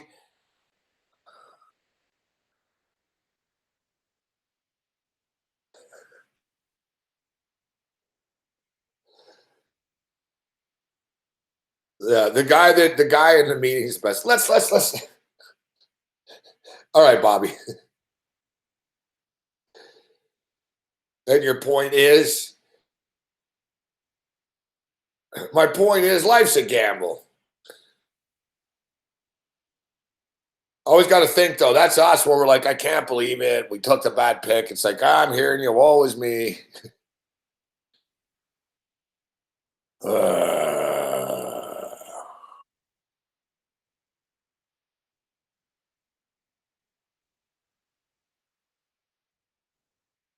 It's from the battle of the sexes.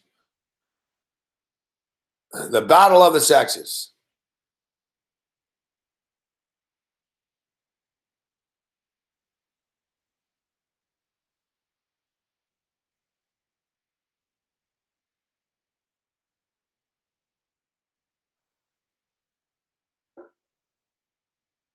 What's up, Matt Varnum? Good to see you, buddy.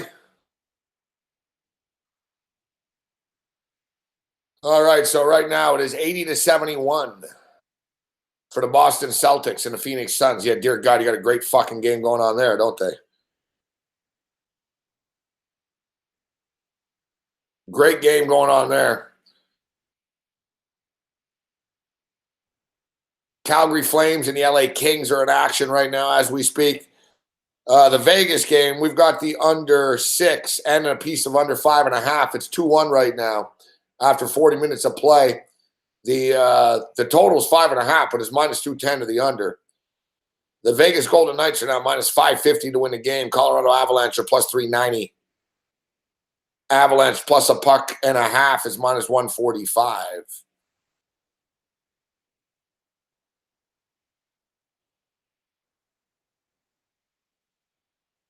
There's Gary Lawless.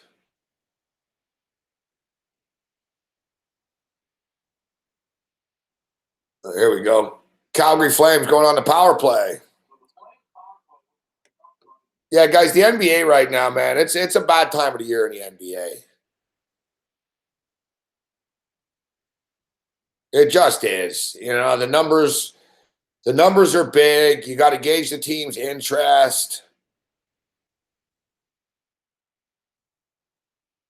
The injury situation is always a motherfucking clusterfuck until moments before tip-off in the association at this time of the year.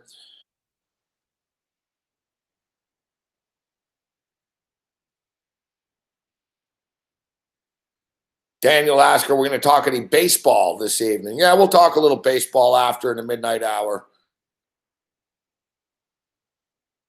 So baseball season's now just 3 days away. I've got some Major League Baseball futures that I like if you're a patient person. Like I said, you bet a Major League Baseball future, you got to be pretty patient, man. You're not going to get paid until the last Sunday of September, which seems like an eternity away right now.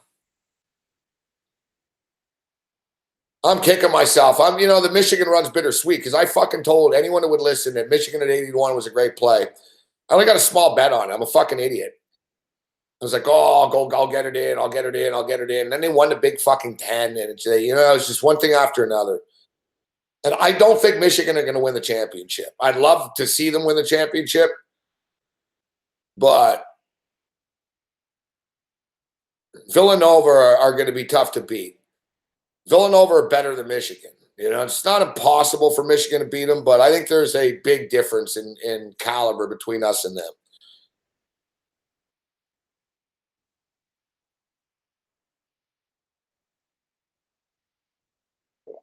But still, puts yourself in a real nice head situation going into a championship game if you've got 80-1.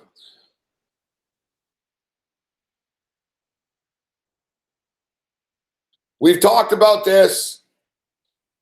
We've talked about this a lot recently. Look, yesterday I didn't take Kansas plus the points. I took Kansas on the money line.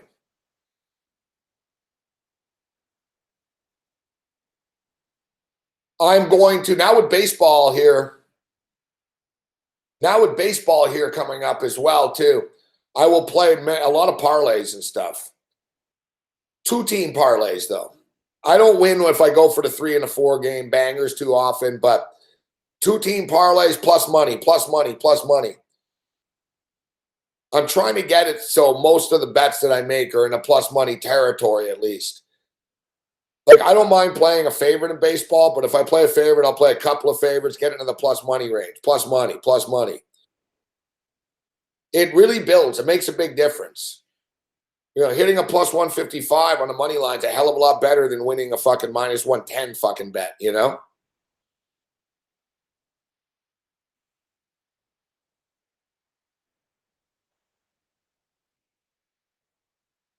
I've told people this a million times. You'll see some people saying that parlays are like the square loser play. And I'm not talking about the old 12-team fucking parlay. You see people in Vegas, the old 12-team NBA parlay, $2 and shit. Used to drive me crazy. Fuck, NFL Sunday, the Strat. The Strat was like a lower brow book too. So I used to go to the Strat. I'd be in line, man, and fucking dudes would be playing these fucking $2 12-team NFL parlays, and every game, like $2 was the minimum. So $2, 6-team NBA parlay, $2. Like, holy fuck, bro. Listen, they're just recreational fucking. They're just trying to win a fucking couple of drinks, you know? But you attack the parlays and the two bangers at plus money all the time.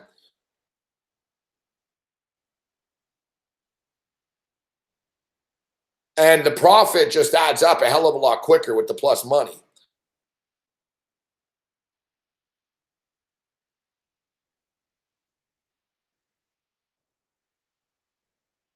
Yeah, like Lomas is saying, you know, parlays, it adds up. You know, I was talking to a big-time bookie, and he told me. He said, the only people that worry me are parlay players. He said, anyone that's hot and wins games betting single units will end up not being hot eventually. He said, it's just, you know, nobody can escape it, right? So you bet single units, I mean, you know, you're going to regress eventually, even if you're hot. You're going to end up giving it back. He was talking about the parlay players, like, are the ones that he can't, and like he can't hedge it either because there's multiple games. And he was telling me that, you know, there's dudes that they play like $400 parlays, but like 4-teamers. And it works out to like $400 will pay $14,000, $21,000. Look at our boy Sonny Vega. Sonny Vega tweeted me today another winning parlay he had. It was $3,600 he won for $500. Now, he doesn't win them every day, but you hit a couple of these, man, it pays for a lot of days. That's a lot of wins added up in one hit, you know?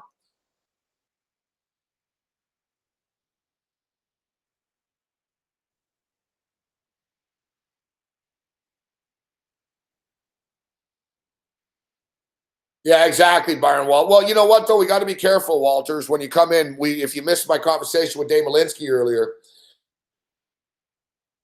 it's a new sport, guys, but we can't go crazy and bet massive amounts on it. And listen, I didn't practice what I preach. I had a great start on Friday night with the AFL stuff. I gave you guys a bunch of AFL winners. We went 3-0. We went 3-0 with the Aussie football on Friday night, but I like Gold Coast. And then on Saturday night, I'm all wasted. I wish I forgot they were playing. Fuck. Gold Coast are playing. It's the middle of the night. I'm all wasted. It's perfect timing. I'm like, oh, shit, Gold Coast are playing now.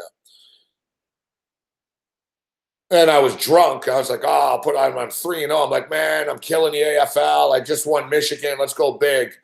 What did I tell you guys the other night? It's week 1 of the AFL. Don't go big. So what do? I get drunk and I go big. Fuck, you know? And that fucking game, guys, I don't know how many of you followed that West Coast Eagle game the other night, but motherfuckers, man, they were either like losing by a bit. It was like close all night. Like I was shocked to see they didn't fucking, I was fucking hammered. And I saw they were down by 9 or down by 8. We were getting 17. And it actually went up to 19.5. We went up to 19.5. And I'm like, fuck, we're getting 19 on. We're going to cover for sure.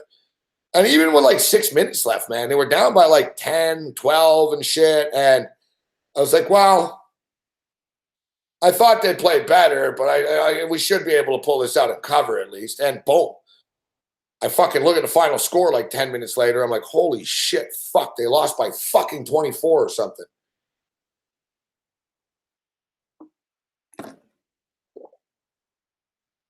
Today I had Kyle Busch plus 350, finishes second.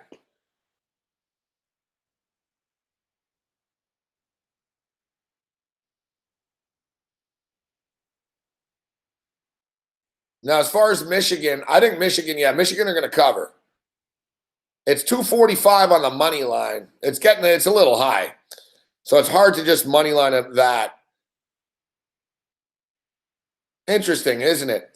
Like Kansas and Villanova is 5, and Loyola Chicago, Michigan is 5. Yet Michigan's minus 245 on the money line, and Villanova are minus 235 on the money line.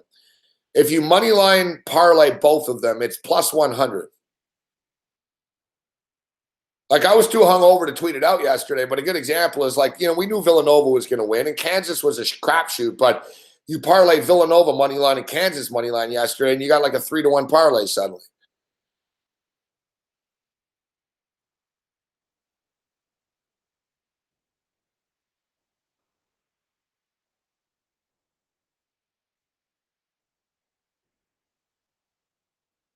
Basically to make it worth your while, Michigan, Villanova plus 100 parlay. And then go Michigan. How about this one? Michigan to win, Villanova to win over in the Loyola, Michigan game. Plus 283. See, it's not bad. Michigan wins on the money line and it goes over the number. Boom. You're riding into the nightcap here with Villanova plus 283 in your back pocket. That's better than like betting $100 on Michigan, getting 190 back, betting 190. You know what I mean? It's too much give and take, and the juice adds up. And that's how they make their money, the fucking juice. The parlays eliminates the juice. That's why they hate parlay players. It eliminates the juice. There's no juice. It's plus money. You play fucking 3 parlays in a night. You play 3 2-team parlays in a night. One of them hits, you're going to break even or so. You might lose a little, but the plus money will sort of bump it up. You win 2 to 3 parlays, boom, you made a lot of money because you just hit a fucking plus 170 parlay, a plus 190 parlay. You hit all 3, you fucking just went like, it's like the equivalent of going like 12-0 or something.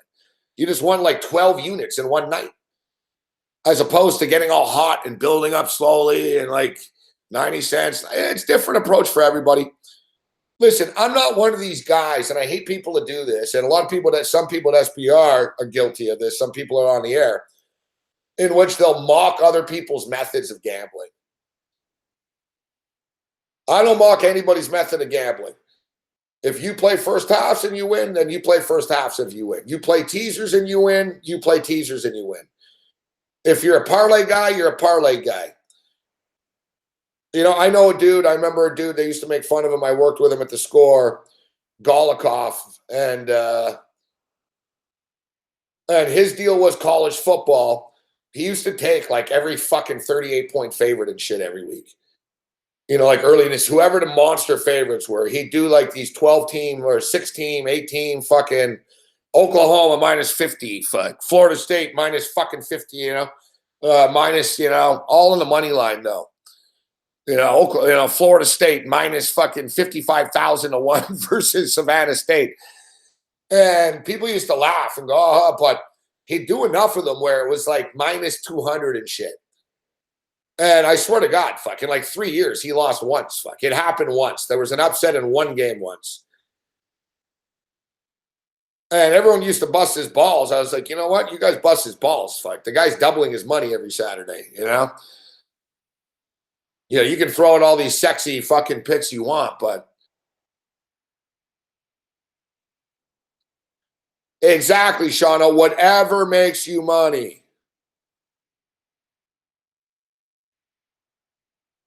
Like if you bet a certain sport, you make money. Hey, you bet tennis and chicks tennis and that's your thing, then you make money off of that.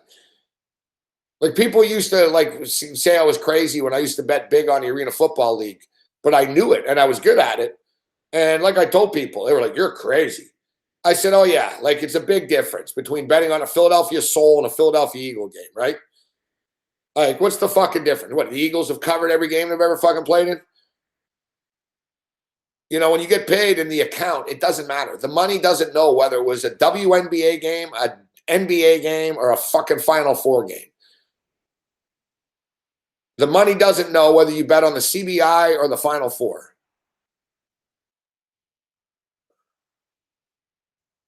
Units are units.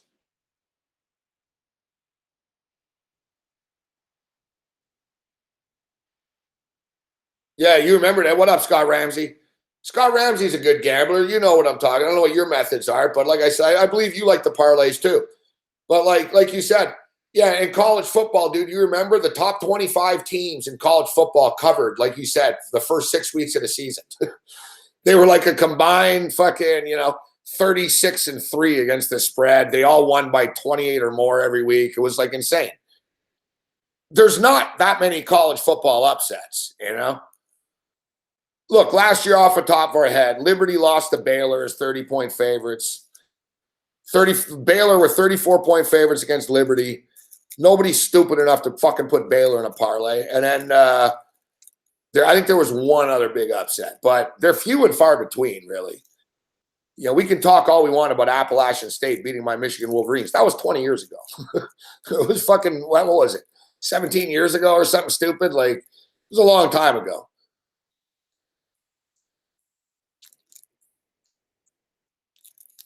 And I'm not telling you that's how I bet, but I'm just stating, I don't like when people say, oh, you're a loser. You play teasers? Nobody plays. Oh, only losers play teasers.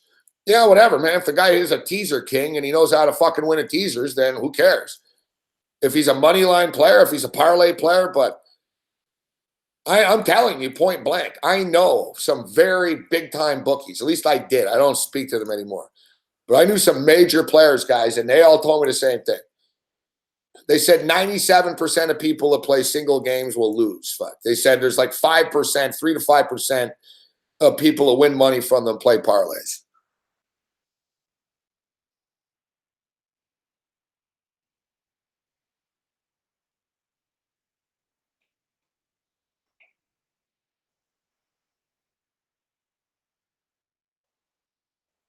I reiterate the juice angle. There's no fucking juice. It bothers them, right? There's no juice. They can't hedge it. It's an annoying.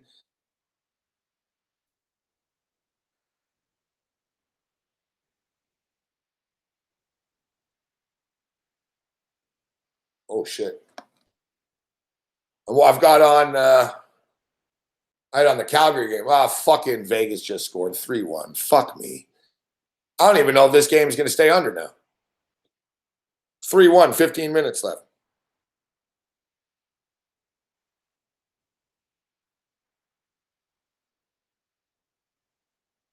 All right, so here, give us a second here. Quick bong break, bathroom break. For me, it might be both, but I don't know why, but I've decided today I'm going on the balcony now and stuff all the time.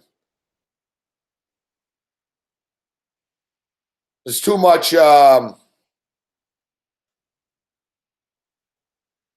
got to move out of here in a couple of months, and it's going to take like months to fucking sort of.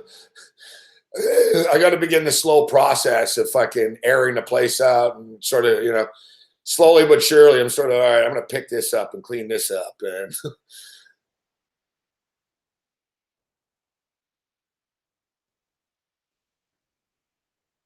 Maxwell Smart, alternate run line. Exactly. Guys, remember during the Super Bowl, Maxwell Smart, remember? I remember I told Loshak during the Super Bowl during a betcast. I said, guys, this game is going to get to 54 points.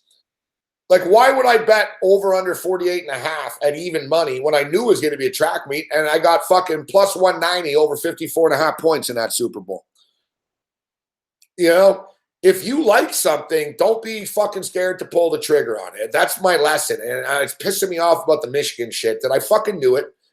And why didn't I just fucking at 81? Seriously, even if I would have put like $500 on it, man, that's $40,000 fucking dollars. And for that fucking $500, I could have fucking been in a $40,000 head spot with Villanova on Monday. Fuck, man.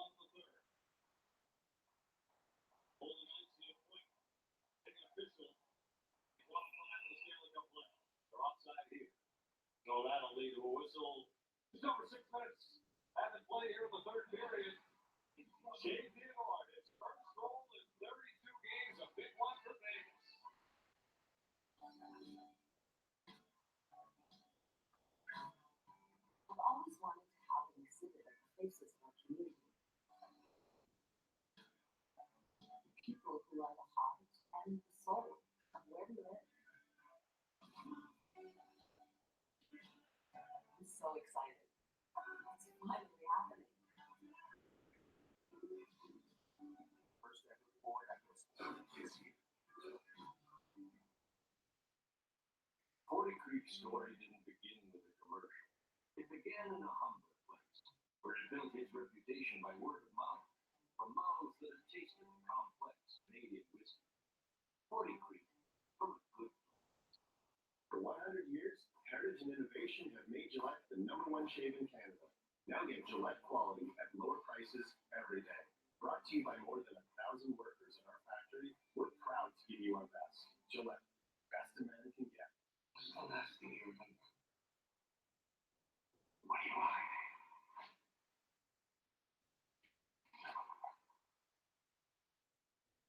It's been perfect.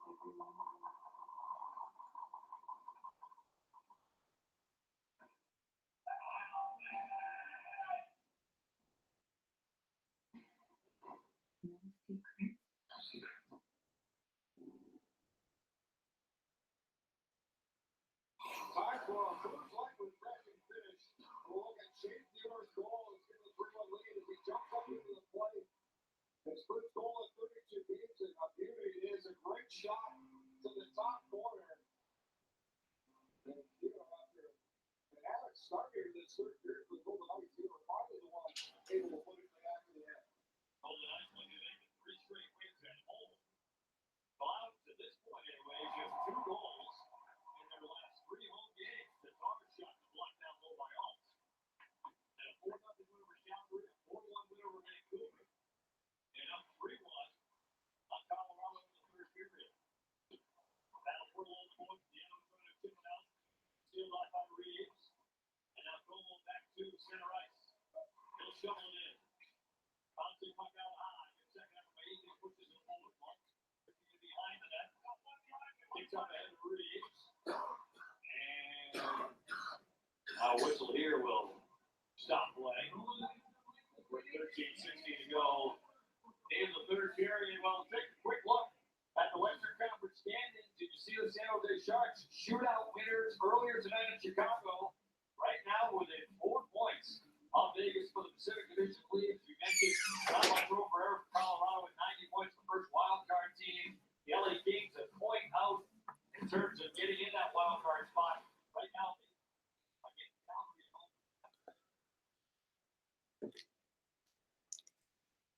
The only thing I will say is to somebody, the only time I ever give anybody gambling advice and what not to do is don't play pro line.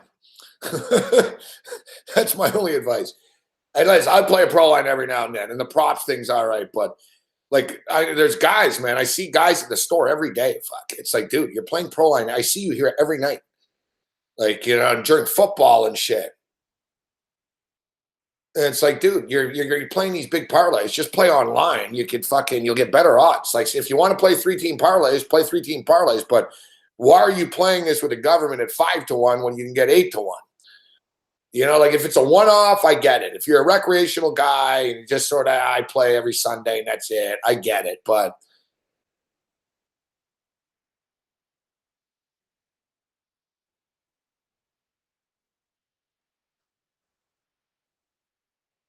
see, if you're playing every day, though, Darcy, if you're playing every day and you're playing the pro line, adding up, you're costing yourself. It's not as crazy as people think it is. Like pro line's nice. Like I'll play the NFL and I'm playing online, but I play pro line just to try to take the government's money. I'll usually play a couple of $100 every Sunday in pro line. Oh, fuck me. Oh, shit. I thought they scored. Fuck, they didn't.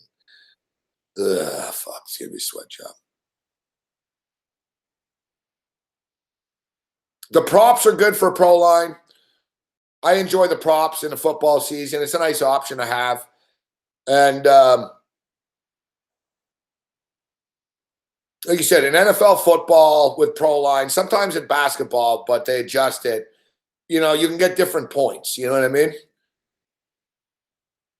Like pro line here always jacks up Buffalo Bill games. They always jack up the Bill spread. So if you want to bet against the Bills, it's like in Montreal. Like, I used to make a lot of money on Miso Jeu. I was good at it, because I realized their little the tendencies. I was like, they way overpriced the Canadians because everyone bets on the Canadians. So you get nice value betting against the Canadians in Montreal. Same thing here. They juice the Raptor lines all the time. Fuck. Like if the Raptors are like 6-point favorites, Pro Line will have it at 7.5 and shit. Like it's fucking annoying.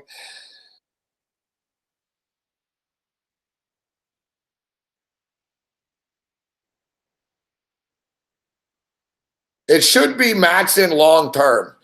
And this is a problem that I fall into. It's a problem that I fall into. And like the other night, I did some stupid shit, but one of the smart bets that I made the other night was Michigan and Villanova. I did a Michigan-Villanova parlay, and normally I'm not that patient, but I was like, look, I'll take Michigan. I know I like Villanova to win the game tomorrow, and I'll have Villanova at plus 107 suddenly. So I had a plus 107 parlay that I woke up to with Villanova. And I know a lot of you guys do this. I see your tweets online and stuff, and I think you're smart to do this, and I should do it more. I think patience is a key, Max, and you can't look at it as a daily thing. Basically, you just, the problem, my own personal problem is I like to fucking shoot for the stars all the time. I used to bet big units, so I get frustrated sometimes. I'm like, big deal, fuck, I won $300 instead of appreciating the $300, right? And it's a problem for me. I'm really trying to fucking fight through this. I tweeted this out the other day, and Todd Furman understood what I was saying. I said, I'm a good capper. I can pick winners, but I'm a bad gambler. Fuck. Like even tonight, like I'm down money right now, and I shouldn't be because I had more wins than losses. But I fucking went big on the over that college game. Like just stupid shit I do all the time. Bad money management, It's not easy. But basically, this is a long haul thing. Look, I've been doing this, I've been gambling my whole life, but many, it's the same people in the chat here all the time, like Greg Matson asking, like, none of us are going to quit gambling tomorrow. Right? So it's like Bobby Riggs says, fuck, we got to get better at it. Knowing how to pick a winner is one thing, but as I get older, I'm like, all right, if I'm going to make money off of this for real, picking winners really isn't my problem, fuck. I'm having a hard time, winning money, though. I'm not going to lie. I've had a hard time for a couple of months. I'm in a weird funk. Like, my picks are solid, but I'm not winning enough. It's a weird, I don't know. It's like fucking you can't get laid in a whorehouse type of syndrome. You know what I mean? Which has actually happened to me. So, it's one of those type of deals. So,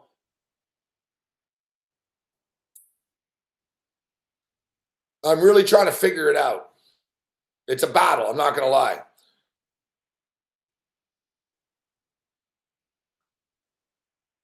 It really is betting the same amount on every fucking game, but it's easier said than done, fuck. Bet the same amount on every game, you'll make money. It's pretty simple. If you pick more losers than winners and you bet the same amount on every game, logically, you will make money. It's when, like what I did tonight.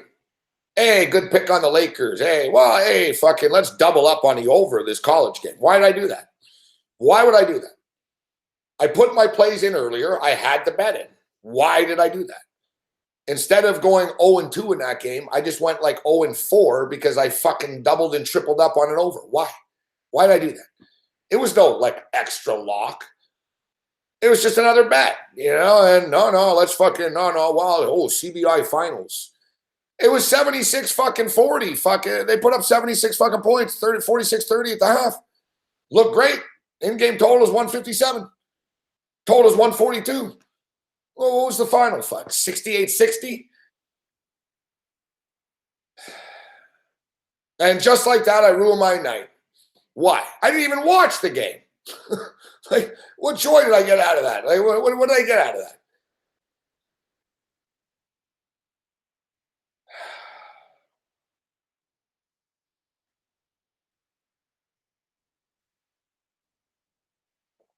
Yeah, greed. Fucking greed.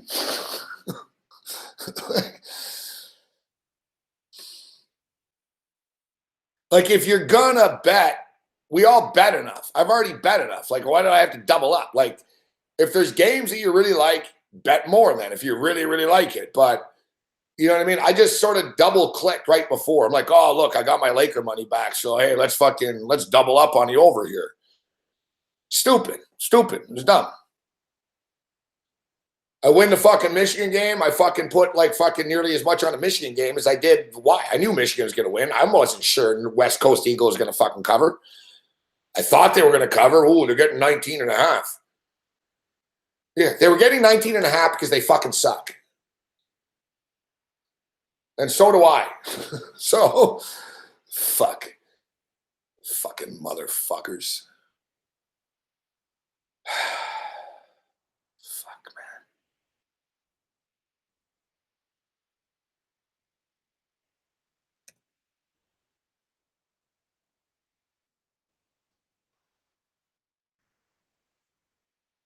I'm much more honest than a lot of people are, though, at least. I'm speaking truth to people.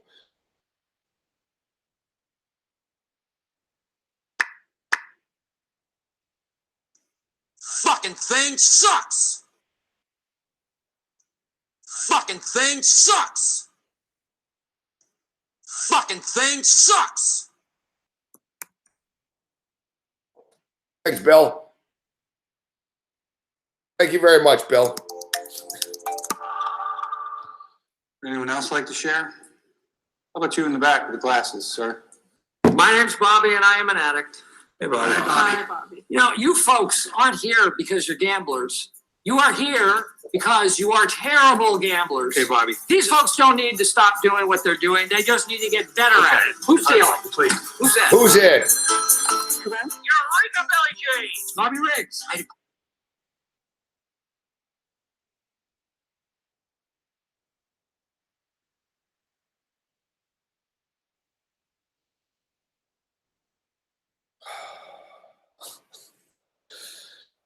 Yeah, we all need a group intervention here. We all need a group intervention here. Meanwhile, we sweat out a hockey game. Talk about discipline. It's like, yeah, we're disciplined, Bobby. We're disciplined. It's like, as long as this game stays under 6 somehow. 5.5, dear God, you know the empty net's coming.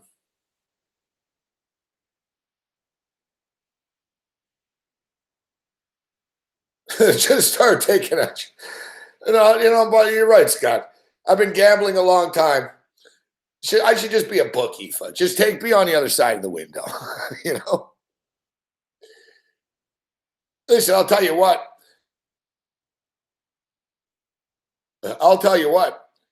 I'm not going to say the name of the book, but one of the biggest and most respected books in the business. The guy's like a fucking degenerate that runs the place. I heard he bets like $500,000 a game and shit.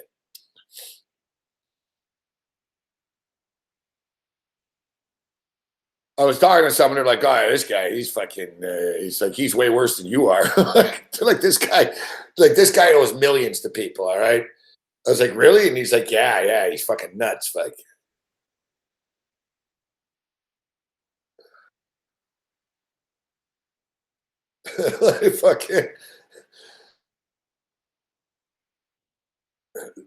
That bookie that I told you about that told me about the parlays, he's the guy I told you that he bet fucking, he's the guy that bet the most. I've met people actually that have bet big, but I didn't know them, you know? Yeah, but I know a dude, he was betting $125,000 a game.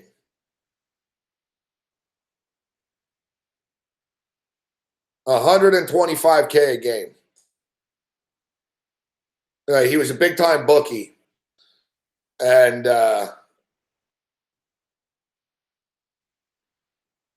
it was nuts. Like fucking, he didn't win all the time.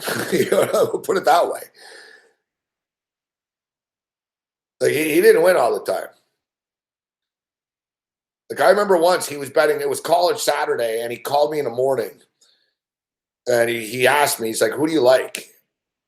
And I told him, and he goes, yeah, but who do you really like today for real? And I was like, these are the best games, I think. He's like, yeah, I kind of like that. And he bet another one. He calls me back. It was bad. I think we went like 1-3 in the morning, the 12 o'clock games. And he's like, you know, that was a pretty horrible afternoon, man. And I was like, yeah, we'll get it back. And he goes, yeah, I'll get it back. He goes, I'm down $225,000. I'm like, what? He goes, I'm down 225. I'm like, what are you betting? He goes, 75,000 a game. And he goes, you told me you really liked it, fuck. And I was like, dude, fuck, like, whoa, hey, fucking, I'm not telling you to bet $75,000 a game.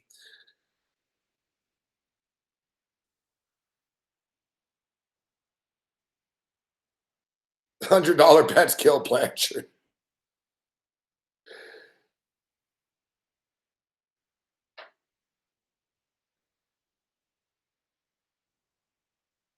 Yeah, I've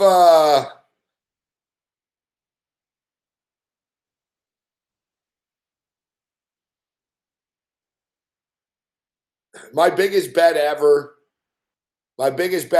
was well, actually, once I bet with a bookie $30,000 on a game.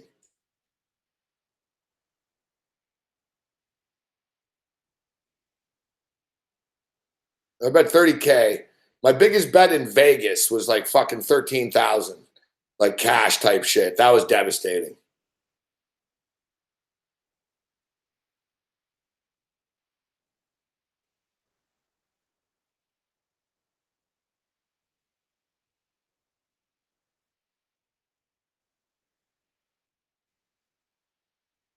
And my worst day ever, once I lost $25,000. Actually, it was more, fuck. It was like 2650 or something. It was a fucking disaster. And I told that story before. It wasn't even that bad. It was a weird day. Like I never really, it wasn't like one game or like I didn't suck. It was just like the math at the end of the day, and it wasn't good. Like I was betting $5,000 a game. So yeah, I was betting. So betting the same amount on the games is good if you don't bet in over your head. So I was betting $5,000 a game, and I went 4-8 in one day. So it's 22,000, 23,000 or something. Yeah, I went 4-8. It was one of these deals where it was like, you know, I started out at noon. It was, and you know, this is the stupidest part of this story, actually. The stupidest part of the story was, I think it went 4-8 or 4-9. I think it might have been 4-9. The worst part of the story, you know what I lost on? The FCS playoffs. I was literally dumb enough to put $10,000 on a Richmond Spider football game.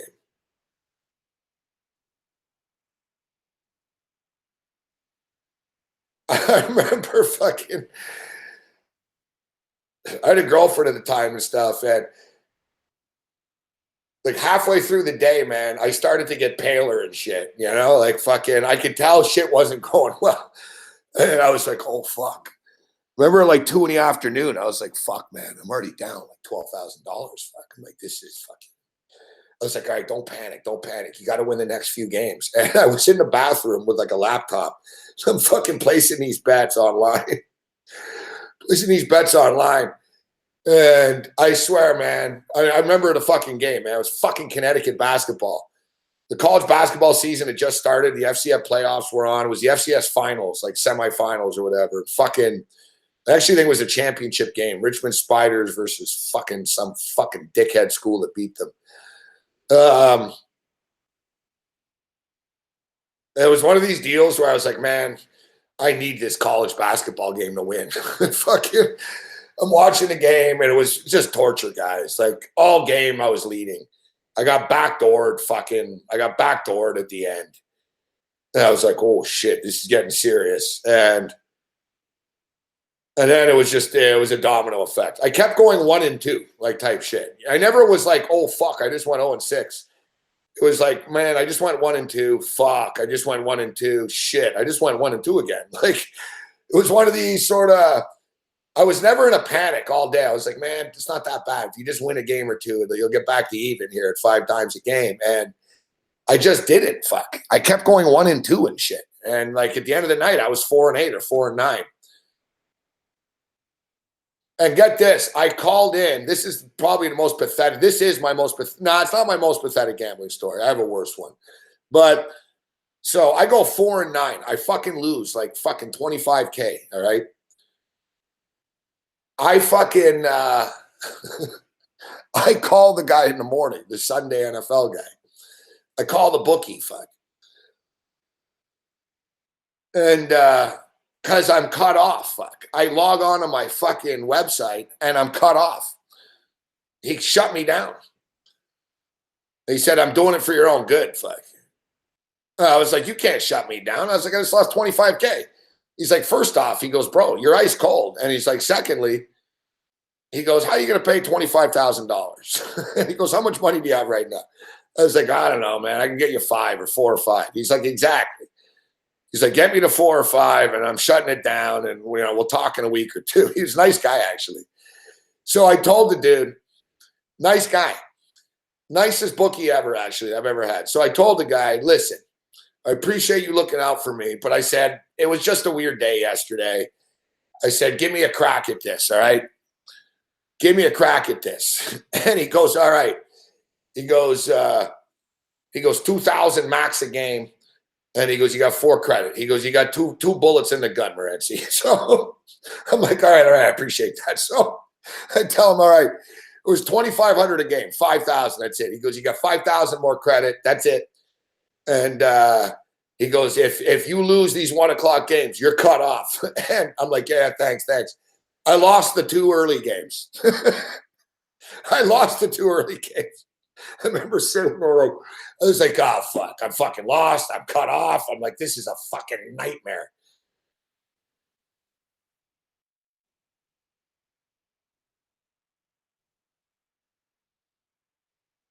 And that's like one of the fucking Gamblers Anonymous things, too. I'm living in like a bachelor apartment with a chick. How do you it's like, yeah, does gambling affect your mood? Yeah, no shit, it's affecting my mood. I just lost $24,000 in the last 7 hours. On a Saturday afternoon, I didn't even leave my house. $25,000, I could have sex with Stormy Daniels, fuck, and Jessica Drake, and get a lot of like $25,000. You can get a lot of things with that. So I was just sitting there. I'm like, holy fuck me, man. It was like, yeah. I'm going to get this back somehow. Like it was rock bottom, fuck.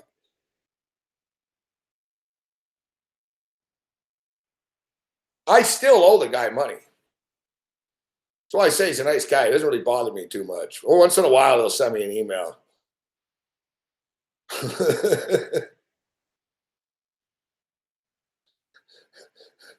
Once in a while, he'll send me an email and say, hey, I'm kind of broke, or I got beat this week.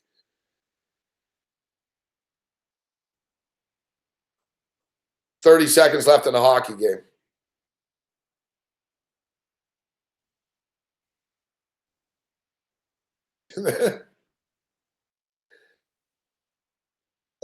Here's Vegas going to score. 4-1.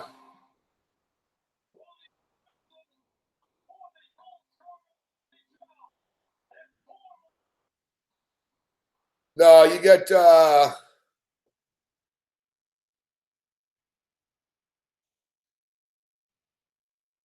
credit betting will kill you.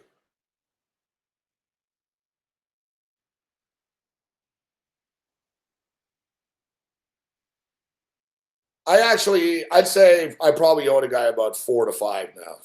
4 to 5 to 6 in that range. He was pretty cool. He backed off after like a few years of me paying him.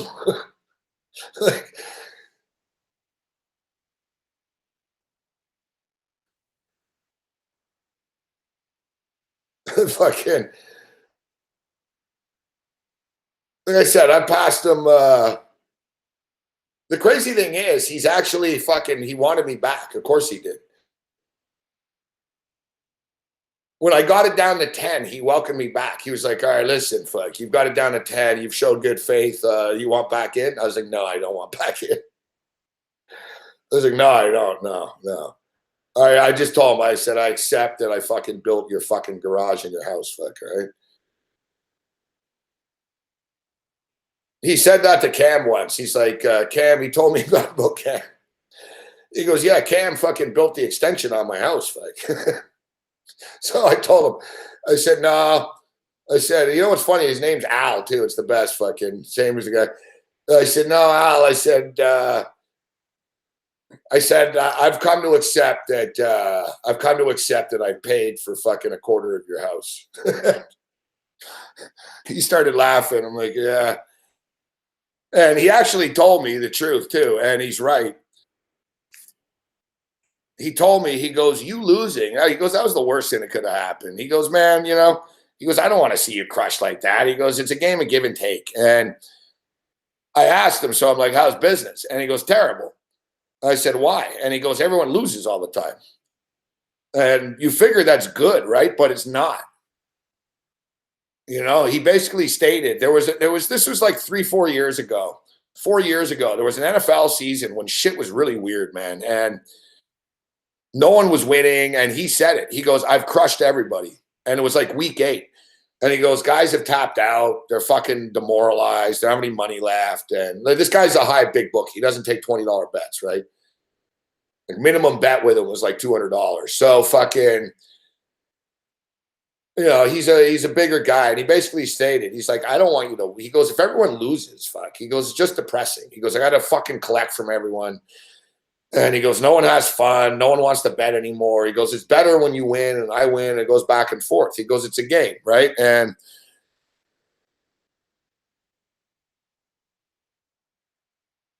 that's the thing. You wipe everybody out right away. It's no good if you're a bookie. It's like, yeah, you cleaned house, but everyone broke.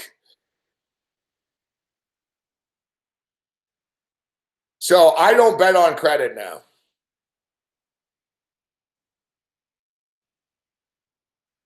I'm a man enough to admit it. I don't have the fiscal responsibility to bet on credit.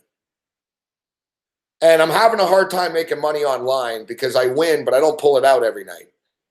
That's why I like Vegas, actually. And that's why I did well in Vegas. I bet on sports in Vegas. I got paid after the game. I wasn't betting on fucking the New Zealand Breakers. I wasn't betting on the West Coast fucking Eagles. I wasn't betting on fucking Filipino basketball in Vegas at 3 a.m. because they don't have that. I couldn't give the money right back online because I physically had money in my pocket. You respect it more that way. You win and it's like, ooh, I won. You win online and it's like, I'll just fucking keep betting. You know, oh, look at that guy. I got 800 now. Let me just keep betting more. And, you know, you win in Vegas. You have the money in your hand. The next bet you give, you don't want to just give it all away. You go back to going back to $200 bet or $100 bet again, right? You're not just, oh, the money's just going to float. You win online. It just fucking sits there. Fuck, I hate that. Listen, it goes both ways. Fuck. Online betting is better than Vegas. There's many more options, but I've made more money. I was a more successful gambler in Vegas than I have been online. It's just better for me to get the fucking money right after the game. Because whenever it's online, you know how many fucking times, guys, I built up accounts from fucking $300 to $3,000 and pissed it away?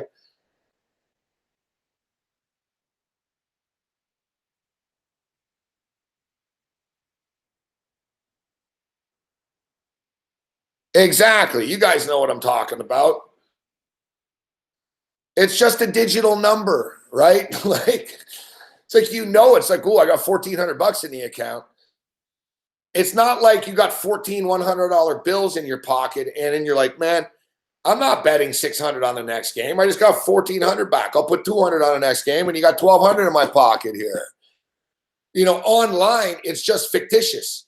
That's why I tell people sometimes, like, we bet online and you go to bed happy if you won and you go to bed sad if you lost. Well, it really doesn't make a difference, fuck. You know, you're not even getting the money anyways, fuck. It's just sitting there and it's going to be gone in 2 days because you're going to bet on something else stupid later. The only way to do it really online is to fucking pull it out all the time. Now, that's why some sports books only let you withdraw once or twice a week or something like that, right? You need a book that'll let you pull out all the fucking time, and no one wants to do that. Who wants to pull out all the time? You got to get a new credit card. Oh, I got to get a PaySafe card. It's hard to process and sign up for some of these places. So once the money's there, you don't want to just, I'm just going to pull it out and start over, pull it out and start over, pull it out and start over. In Vegas, you don't have a choice but to pull it out and start over. They're paying you after the game, and then you're on your own.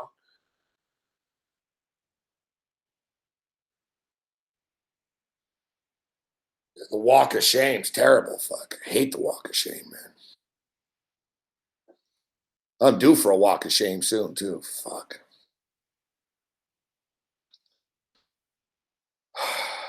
Getting depressed here.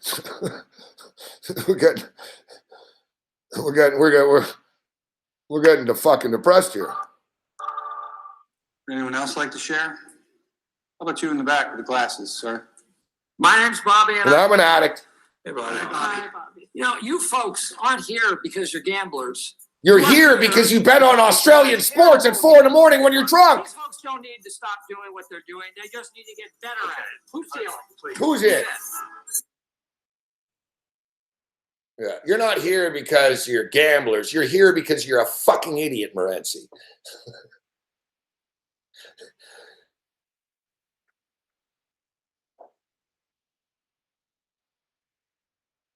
We've told the stories before, Craig West.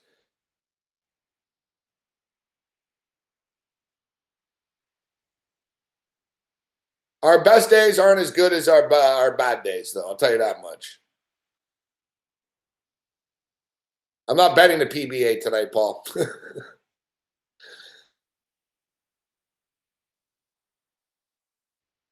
I won $8,000 in Vegas one night on games in the UFC. Another time on the radio, I went 21-0. I won about fucking 5,000 in one night, 7,000 that night.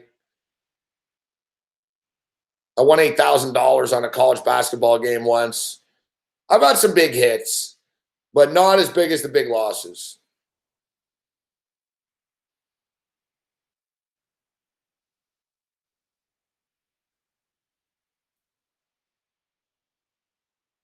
Who puts $400 on Xavier at minus 300? Van Fowler. Yeah, I know.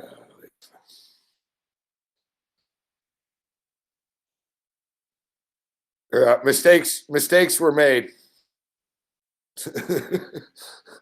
Mistakes have been made along the way.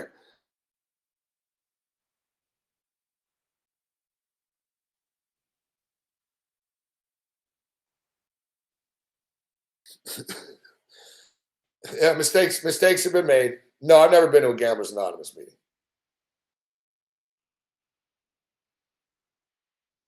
I've been to an Alcoholics Anonymous meeting.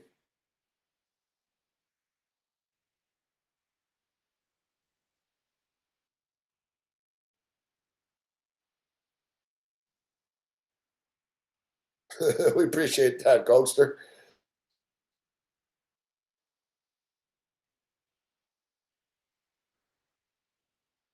Yeah, you go to an Alcoholics Anonymous meeting, fuck. It just makes you want to drink, fuck. Yeah, this is the Gamblers Anonymous meeting. This is the Gamblers Anonymous meeting for people that aren't going to stop gambling. This is like a Bobby Riggs type of meeting. You know, listen, no one's quitting gambling, so we have to get better at it. Like Bobby Riggs said, like, Bob, this is why I play it all the time. Like, it's true. It's not just a funny clip. It's true. Like, you know, we don't need to stop gambling. We just need to get better at it.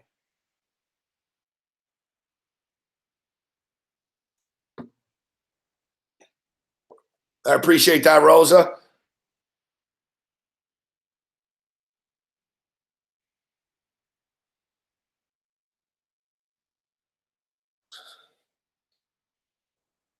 Yeah, like, exactly.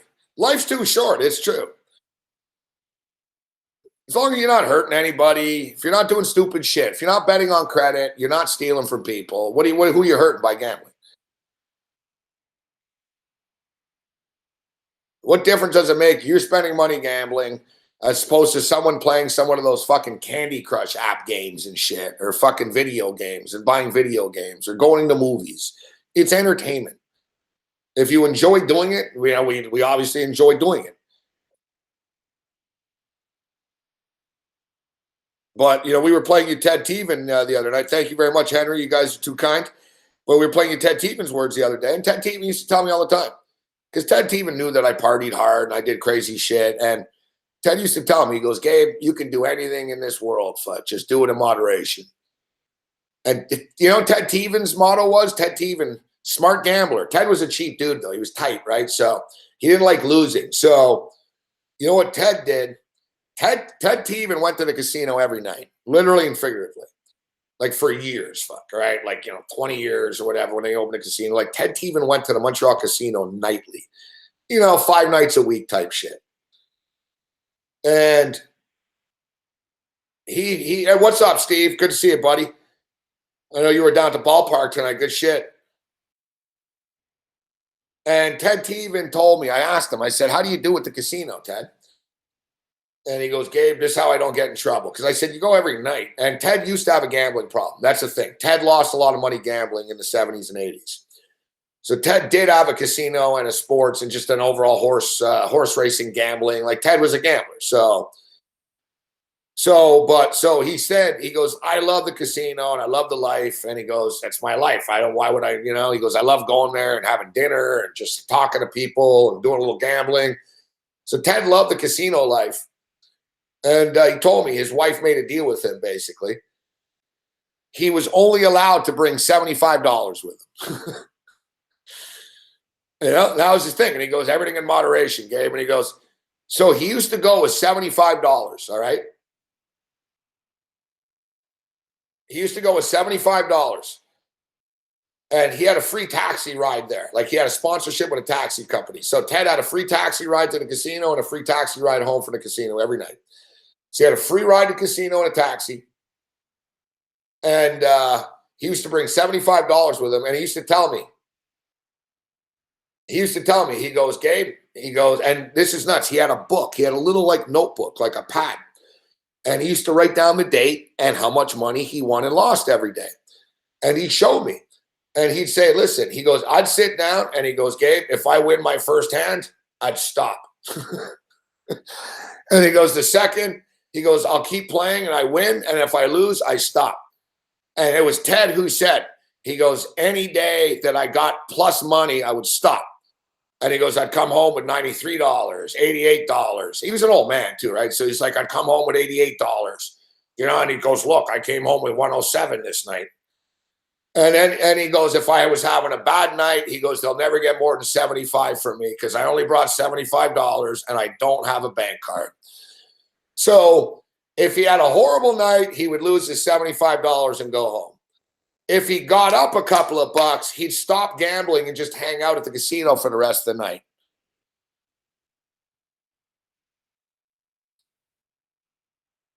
And that's what he said. He goes, yeah, I go to the casino every day, but in moderation. He goes, I'm not doing stupid shit. I only bring $75 with me. And he goes, I can't lose more than $75. Like, that was his thing. So he used to tell me that. He goes, when you go to the casino, Morency, don't bring more than $300 with you. Like he used to always tell me, don't bring a bank, because I would tell him, he'd go, what happened on the weekend? I'd say, Ted, I got stupid on Saturday night. I went to the casino and I lost fucking ATM machine. I kept going. And he'd tell me, don't bring your card to the casino. He goes, I see it all the time. That's how people lose. Don't bring your bank card. Wise guy. Don't bring your bank card. Only bring a certain amount of money with you. Have fun. If you lose your money, you lost your money. But at least you're not losing your left nut and you don't owe fucking Jose Theodore's father any money.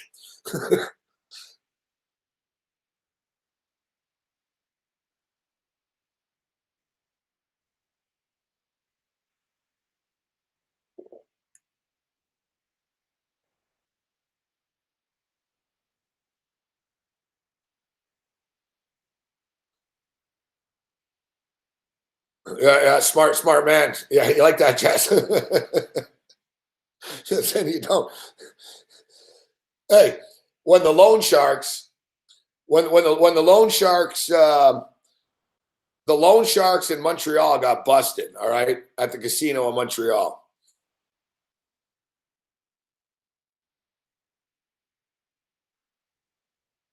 The loan sharks got busted at the casino in Montreal. And it was Theodore's father was one of them. Fuck, right? It's not a secret. I mean, it was public. So basically, for like a couple of months, so like a month after and shit, like they tried to clean the casino up, right? And they realized it was a big mistake to try to clean it up because business went way down. It's fucking nuts. Business went down like fucking 35%. Business went down 35% at the Montreal casino. I got this from the inside. They said business went down 35% when the loan sharks all got kicked out of the casino. Think about that. 35% of their action is desperate money. People sitting there in fear. That's not healthy. You go into the Montreal casino, you feel the fucking tension, man. It ain't like Vegas. Hey, it's fun. Montreal, like you look over, you're like, man, this guy is fucking gonna get killed by the Hells Angels. Fuck. like people are scared. Like it's not a fun place. Like you go to the casino in Montreal, like you see people walking out, and it's like, dude, like this guy's gonna jump off the bridge. Like keep your eye on him, eh? Security, like you look at him, fuck. Like people are despondent coming out of there because they're like, I just fucking maxed out everything. I just borrowed money from the mob on the fucking 3rd floor. And I'm fucked. And there's a bridge. Who fucking has a bridge next to a casino? There's a bridge. People just leave the casino and jump off the bridge. They do it all the time. It's like 1 a week, 2 a week. Fuck. And they, you know how they know? Because the cars are still there.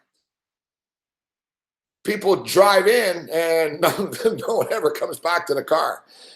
Which means, yeah, buddy had a bad night and he decided to go for a swim. Fuck. I told you, I was this close once, man. A couple of times, man, that bridge nearly got me. I'm not going to lie to you. I wasn't on the ledge or anything like that, but I did stand there looking down thinking, what the fuck did I just do? And I remember thinking even, why do you guys have a fucking bridge next to a fucking casino? Fuck. Like, it's a bad idea. It's a bad idea. Like, I'm telling you, man, they don't put that in the news and shit. People fucking disappear in that building all the time. Where'd they go? All right, where'd they go? Johnny comes in with his car, gambles. Johnny's gone. His car's still there. What happened to Johnny? Did a slot machine eat him alive? Did he fall through a crack in a floor in the casino? Or did he fucking jump off the fucking bridge on the way out?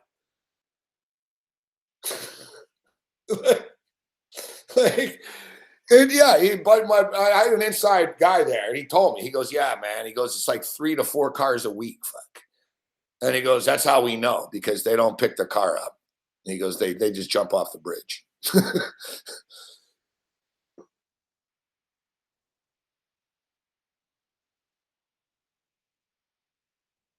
Yeah. What like, if the car's still there, like what happened to the guy? Like there's no what? Oh yeah, he just decided to leave the car and he walked home. Like what happened? It's like, no, And the thing is, it's all dark and shit. Like the bridge isn't right in front of the casino. Like you could walk a few feet. Like it's very easy to off yourself outside that building. Like there's a lot of places. You could jump off the balcony there easily. You could there's a lot of shit you could kill yourself at that casino. And they do. I told you, fuck. They got so bad there, they had to put a fucking morgue in the basement. Like it got that bad. Like there was an epidemic, fuck. Like basically he was telling me, he's like, yeah, man. He goes, fucking people kill themselves in the bathroom on a Saturday night. They slit their wrist and shit. And he goes, all we do is we just put up a fucking, he goes, you just put the mop shit up. You close the section off. You just put like a renovation. They close the section off. They get the body out and they get the body in the basement, fuck. And they mop the blood up and they fucking, Like it's like they got fucking like a corner on the scene now so they don't have to like tamper with the body. You know what I mean? So it's like, listen, fuck, we move the body from the fucking casino floor. It's a government-run building. They can do whatever they want. So it's like, it's not like, oh, we're worried about evidence and shit. No. They fucking slap up the body. They put him in the fucking basement fucking freezer. They have a corner down there. They have their own corner at the Montreal casino. Because it was too out of control. Fuck. You can't have ambulances pulling up to this place every 2 minutes because it's just depressing. It's not good for business to have ambulances outside of a casino all the time.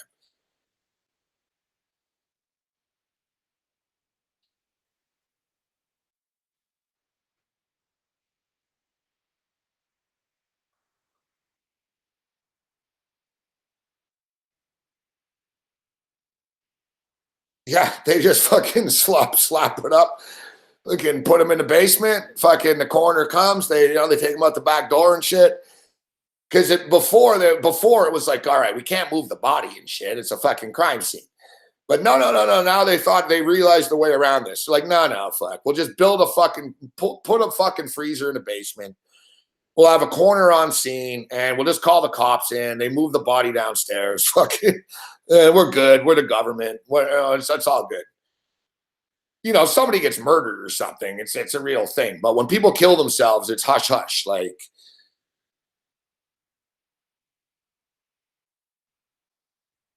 when they opened up the casino in Montreal, within 6 months, Chinatown was bankrupt. Fuck.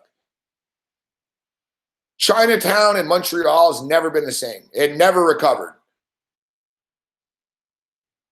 Like, the Asian people in Montreal are fucking, they fucking gamble, man.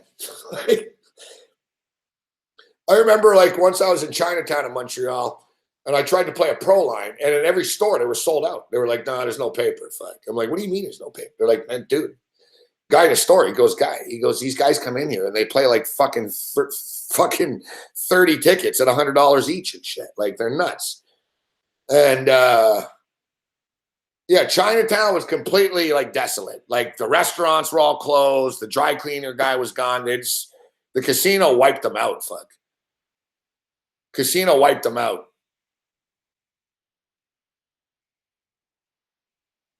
The Casino de Montreal, that's what it's called, the Casino de Montreal, is the most profitable casino per square foot in the world.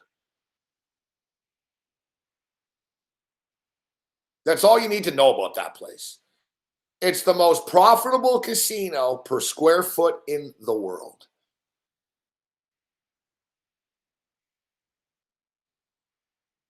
You can't win there. Like, I don't know why I go there. I don't like it there. I get depressed when I go there. It angers me. It's like everything fucking, like, I see it. I know, because I know the bridge and everything. I'm like, man, people are jumping off right here. It's like, it's fucking depressing. There's something about that island in Montreal too. It's like, it's so nice though. You got the city and the skyline there, but it's so evil. There's just something, you pull into that casino, you just feel the evilness. Like, it's like, oh, fuck, man. It's not like fun or anything. It's like, oh, God, I'm going to war with these people. You can't win there. You can't win there. You can't win there. I've been to that casino 100 times. I think I have 2 good stories, me leaving there. Twice, I think I won. And once I won like $1,400 and I left like 10 minutes later. It was the smartest thing I ever did. And I was like itching. People had to hold me back not to get in a taxi to go back later in the night. Fucking. The thing with the casino in Montreal too is, like, I hate to admit it, but in Toronto, it will fuck people up. They put a casino right downtown Toronto. It's going to wipe out Chinatown here. Like, people are degenerates. So a lot of people will just go bankrupt and lose right away. So in Montreal, they wanted to put the casino downtown on Peel Street near where the Canadians play, but even I admitted too, it's probably not a good idea. Fuck. Like, you're just going to fucking, like, you're going to wipe everyone out. People in Montreal are degenerates. You're going to wipe them out. So the casino in Montreal now, it's not right downtown, but I got to tell you, fuck, it's only a $10 taxi ride. So it's not like Toronto, there's a casino, but it's fucking far. Like, you know what I mean? It's like a fucking $80 taxi ride and shit, you know? It's not close. You got to go out of your way to do it. So you can't do the drunk impulse shit. Like, you drop a 24-hour casino in downtown Montreal with the bars being open till 4 in the morning. It's a lethal combination. Let's just be real. I don't care. I mean, it's hey, adult, you wipe out, you wipe out. That's up to you. But it does have a bad effect. I'm not going to lie.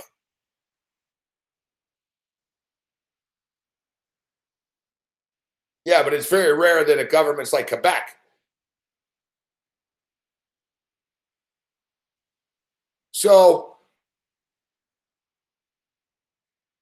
I told you guys, and some of you have seen the show.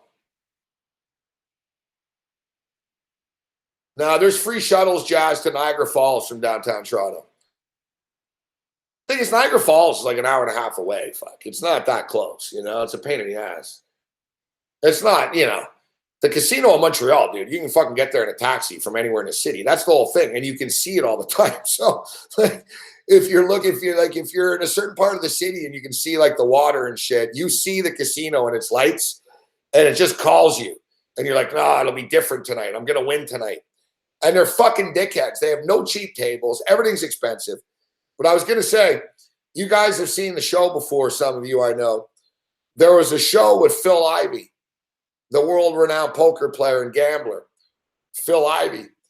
And Phil Ivey did like a tour. I'm sure some of you know what I'm talking about. He did a tour, like 7 casinos in 7 days around the world.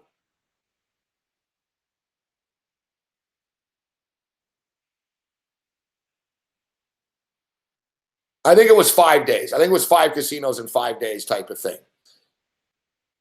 And, you know, like he was in fucking Monaco at like a high-end European casino. He hit like the Bellagio in Vegas. And it was basically like Phil Ivey versus the casino type shit, right? And he beat everyone. So he beat the fucking Monaco fucking rich Euro guy playing poker and blackjack and shit. Blackjack. He fucking beat the Vegas book. He beat the fucking California book in LA. Like he beat all these casinos. And he gets to Montreal. And it's fucking hilarious, man. Phil Ivey walks out of the casino to Montreal like everyone else. He's pissed. He's like, this fucking place, man. He's like, I don't know, man. It's like, he goes, this dealer kept getting 21. He's like, the casino to Montreal had Phil Ivey fucking beaten down. And that's Phil Ivey. Phil Ivey basically said, they beat me. He's like, yeah, and he goes, he said, they're fucking good dealers. And he goes, I don't know, man. They're relentless. And he was talking, he goes, I was uncomfortable the whole time. Like, and that's the thing with Montreal. It's like it appears like everything's cool and there's hot chicks and shit, but they're fucking getting you, man. They're playing you. Yeah, they brought the table to his room, like the private dealer and everything. And yeah, Montreal was the only place to beat Phil Ivey. So I'm just telling you that. Yeah, exactly, Goose. You know the show I'm talking about. They set up a private thing and everything for him, exactly. And Montreal was the only casino that he lost at. He beat every other casino. He lost money in Montreal, and he was fucking pissed about it after. He was like frustrated. Like he had a heart. He goes, I don't know. I really can't explain it. He goes, I just couldn't get in a rhythm. And he goes, they kept fucking getting the cards. It's like, yeah, it's almost fixed. Fuck. I got kicked out of the casino in Montreal for accusing them of fixing the roulette wheel before. I said that. I was like, there's no way you guys win like this. I said, it's fucking fixed. They're like, you got to go. I got kicked out of the Riviera in Vegas for accusing them of rigging the roulette wheel too.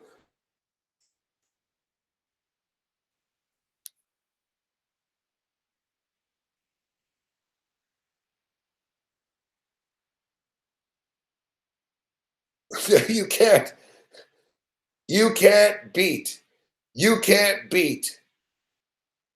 the casino in Montreal. I'm telling you, fuck. The only way you can do it is if you go there, you play one hand, you win, and you leave, like Ted Teven. It's the only way. I've never seen anyone win at slots there. Never. I've done it out of spite. I once sat there and put like $1,000. Like fucking, I don't even like slots, but I wanted to prove a point to someone. I was like, look, it won't pay. And I kept going and going and going. And finally I was like, I'm done, dude. You can put as much money as you want into this machine, bro.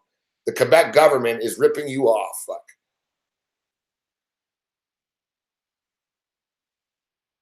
There used to be video poker machines in Montreal and all the bars and shit, like everywhere. All right? Everywhere, fuck. Like even video game arcades had fucking little side fucking poker things. You get paid at the window and shit when you got your change, you know? So they had video poker everywhere. One day, the fucking cops in Montreal and the Quebec provincial police showed up at every bar and they took them, fuck. And basically, it was Hells Angels and Mob that owned these fucking machines. They paid more than the government machine did. So, like in Montreal, there's video poker in every fucking bar. They're pretty evil, the government in Quebec. So, like, they have video poker everywhere. That's how that keeps bars open. You get these degenerate loser dudes. They go into the bar at 9 in the morning when the bar opens, and they sit there all day feeding this thing fucking dollar coins. And it says on the machine, fuck, we keep 93% of the money that you put in this machine. Like it says, they have like this little fine print at the bottom of the machine that basically says, hey, you know, your chances aren't that good. And another thing is the Quebec government like maxed out the payments, like $500. So if you get like a full house or something, you win $500. So it's sort of like they're worse than we are, these guys, fuck. So they'll win the $500, but they'll end up spending like $1,500 every day. Like it's ridiculous. Like at least in Vegas, if you're sitting there, I saw it firsthand in Circus last week. I saw an old lady one old lady was killing one machine. Fuck, ding, ding, ding, ding, ding, ding, ding, ding, ding. It was all night. Fuck. Me and Cam, I was like, you know how many coins this lady's won? Like fucking, she had like buckets of quarters and shit. You know, it was like some of the machines in Vegas actually pay at least because it's a business. They want you to, you know, it's like it's a competition. There's fucking 180 casinos. They want you to win a couple of bucks in Vegas. They don't just, MGM wants to shake you down and kick you out, but other casinos want you to win a bit. They want you to go back, right? If you go to Vegas and put fucking $500 in a slot machine and you're some mother, you know, couple or whatever, and you lose all your money, you lost all your money at the tables, and the slot machine took everything you own, you're not in a hurry to go back to Vegas next year again. If you have a story, oh, you know what, I broke even, you know, I won $300 on a slot machine and it paid for our show, and, you know, we saw David Copperfield, they want you to win a bit, like, so it's give and take, right? The casino in Montreal, they don't care if you win or not. They don't care if you kill yourself in the bathroom. And in fact, they've got a corner waiting for you. You want to kill yourself, buddy? Don't worry. Yeah, we'll fucking scoop your body up in 10 minutes.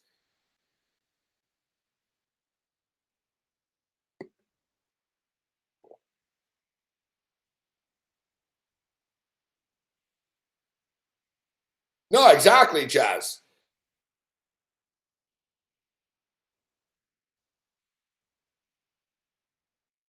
You know, they give out small dividends, but exactly like some machines will say a 90%, and basically you get a free spin.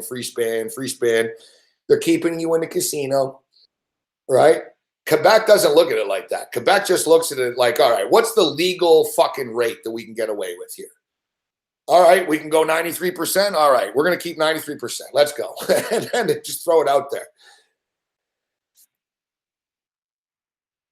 And the problem with the Montreal casino is too, even though they expanded it and it's bigger, and I'll give them credit. One thing I will say, the casino in Montreal before used to just be a bad vibe gambling pit where you go there, lose your money, and fucking want to kill yourself. They didn't have anything. They had like a little fucking horse book. You could bet on sports. That was all right. They had a couple of little cafes and shit, a little bar. They've really raised their game.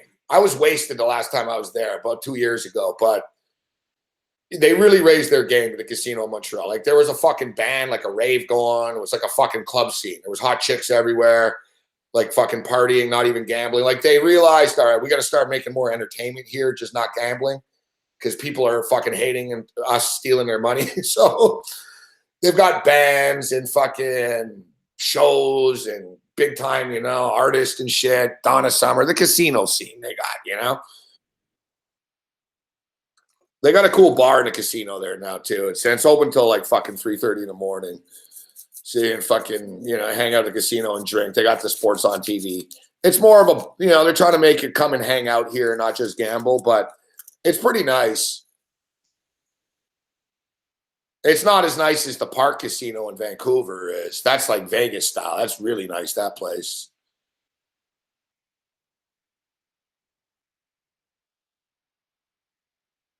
Do they have a gambling commission in Canada? Yeah, of course. They got a gambling commission. Wherever's gambling, there's a gambling commission. Generally, the slots on Fremont are like 11%, 12% that they pay. And the strip is like 8%, like sort of like Quebec.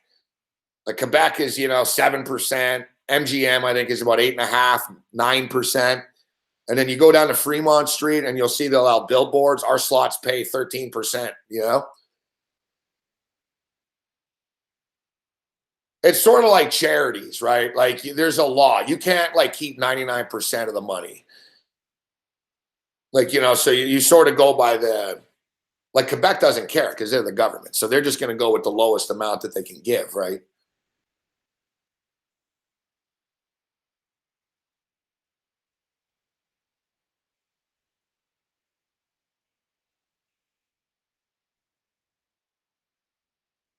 Listen, I don't know if because I was a tourist or something, but I like the Park Casino in Vancouver. The dealers were cool. The staff treated us well. We got drinks. I was wasted. I even spilled a drink on the table and they didn't even get mad. Like we smoked spliffs outside, like it was right outside the door, smoking weed. Security didn't say shit. Like I didn't have a problem with that place. It's funny too because a lot of people, that place is uptight. It's like I don't know, man. We were pretty wasted and they didn't give us any problems. I'm a casino vet, though, so I sort of know I can blend. I know how to joke with the pit bosses, or if I want to, I can be a dick too, though. But I was talking with security nicely and shit. Hey, what's up, man? Great place, man. They were all happy. They were all like, "Oh, you like it?" I was like, "Oh, it's great." Fuck. That was the thing in Vancouver. It was weird that they cared, but like it was like they were happy that we liked it. They're like, "Oh, you think this is like Vegas quality?" I'm like, "God, I live in Vegas." I said, "This is Vegas quality. Beautiful, beautiful." Yeah, no, remember, Jazz? They were like, "Oh, the Asian lady was like, clean up." "Oh, no problem, sir." Like, fucking, you do that in Vegas, fuck. They're like, "All right, buddy." Like, they're not kicking you out, but they're like, "All right, buddy, you got to get off the table now." Like, you're done.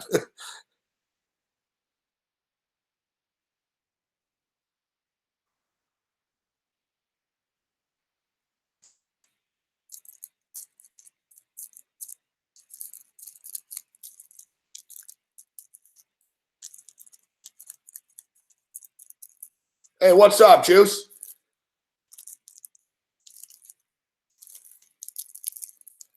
I'll be seeing you guys. I'll be living down there. Like I said, that's where all systems go, man. The plan is for me to move to Vancouver in the fall, end of the summer.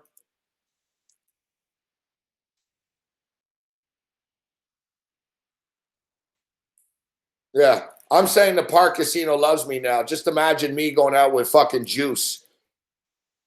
Hey, Jazz, imagine me and Jesse going out to Park Casino on a Friday night. Fuck, I'll be banned.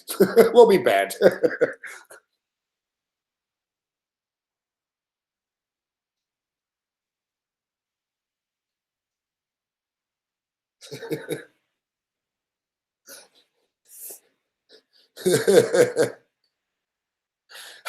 It'll be like, "Hey, Morency, how's things going at Park Casino?"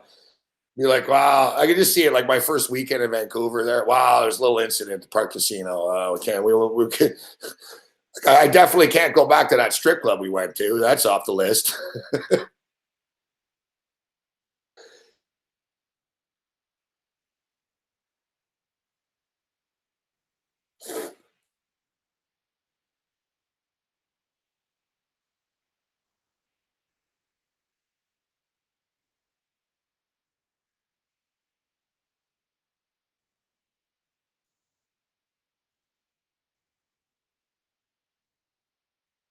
Van Fun, 17 minutes.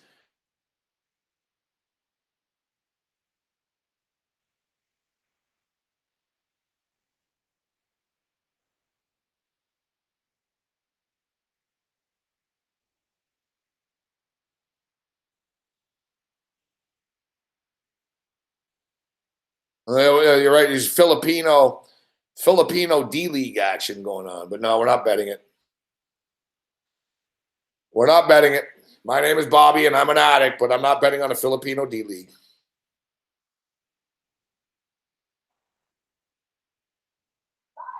All right, we'll wrap up the show in a few minutes here. This is the part of the night where I tell you, it's sort of like landing a plane. All right, fasten your seatbelts. We're descending.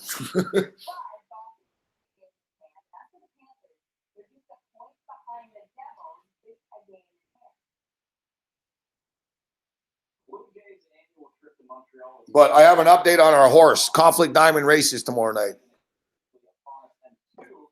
I don't know what it means, but for the record, I got a message saying that the trainer thinks we're going to win.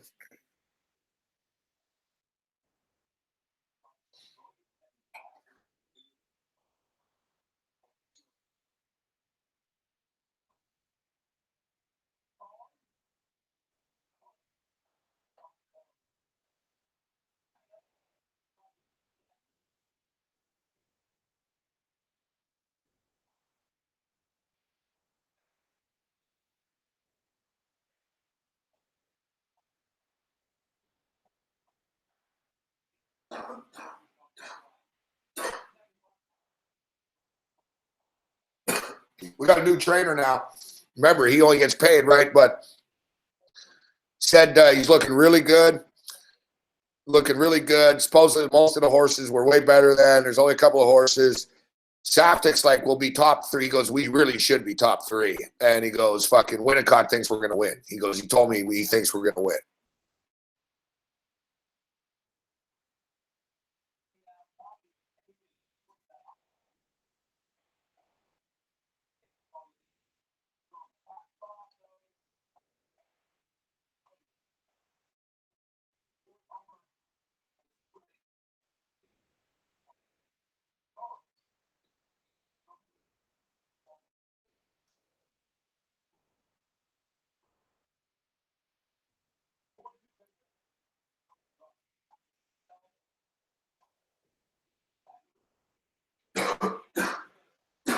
I'll tell you guys in a second.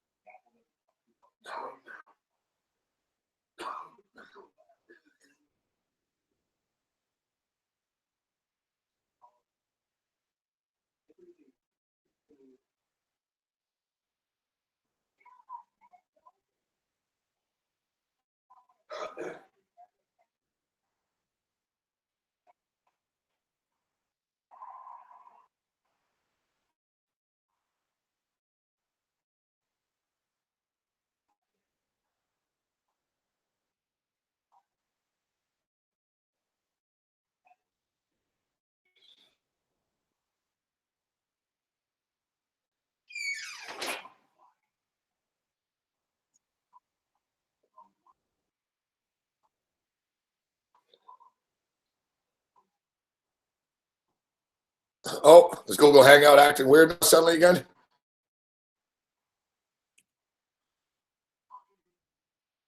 Yeah, it started out all right, and then it was fine. It's the side we've been on too long.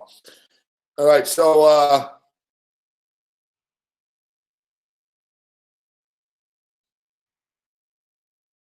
we're racing tomorrow night. Last race of the night. We'll go audio here. Last race of the night. Western Fairgrounds.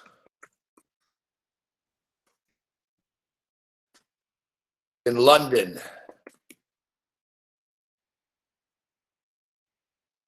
Western Fair. We finished 4th place at Western Fair last week in our first race there with a new driver and a new trainer. We like this track. We feel comfortable. It'd be cool if the race was on when we were here with you guys, but it'll be done by then. It's going to be late, though. It's going to be at about 9:15. We're the last race of the night. The card starts at 6:15. No, London, Ontario. London, England. What are you talking, London, England?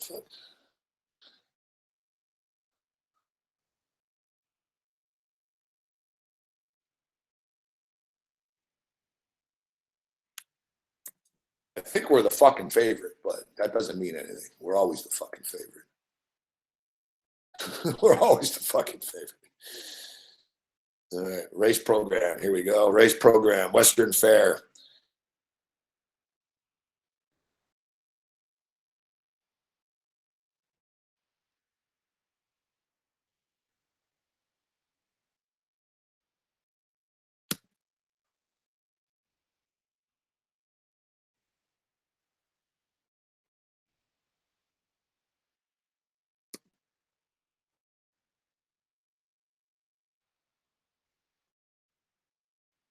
Yeah, we're in the 5-hole, like Scott's saying. Scott knows his racing. We're in the 5-hole in the 10th race of the night. So 10th race at Western. Duke Azora 7-2 with Alfie Carroll. He's going to be tough to beat. Clever Thing is 2-1. Plain Easy 6-1. Shark Reality 4-1. Conflict Diamond, that's us, 5-2. We're in the 5-hole. Amazing Perch 9-2. Amazing Perch actually a good horse. Fuck. GS High Shooter 3-1. Kashmir Mega Star 15-1. Kid Rocky 10-1.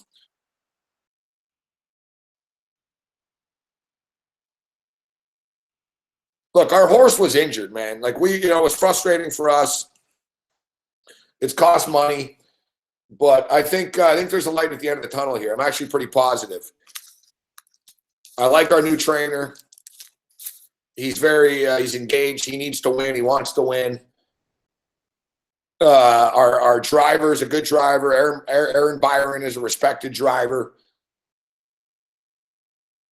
If you look at Winnicott's winning percentage, it's fucking pretty lethal. Like he's got the best winning percentage of any trainer here. I mean, 3-3-3. That's pretty fucking good, man. He finishes in the money 33% of the time, our guy. If you look at the pedigree, there's some good horses here. I mean, it's not like we're running against fucking mules, you know?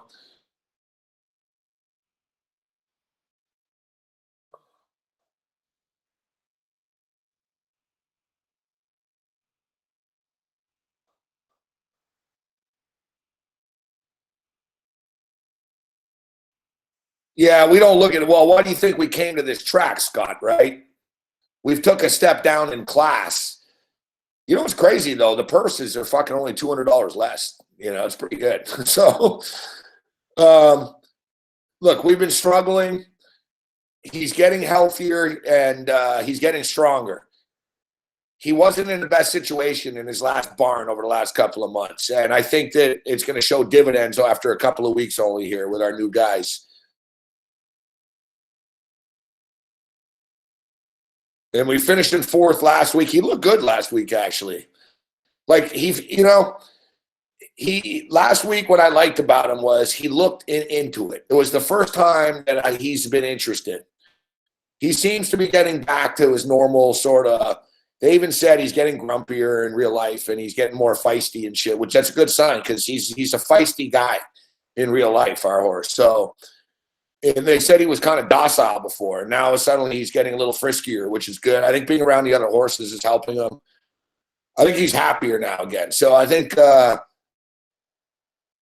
expect him to start running pretty good, actually.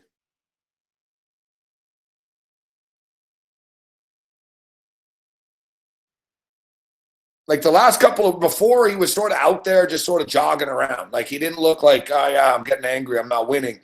Last week, like he looked pissed, like he was trying to come back and win, and He just didn't have full in the tank. But that was the first time the driver rode him.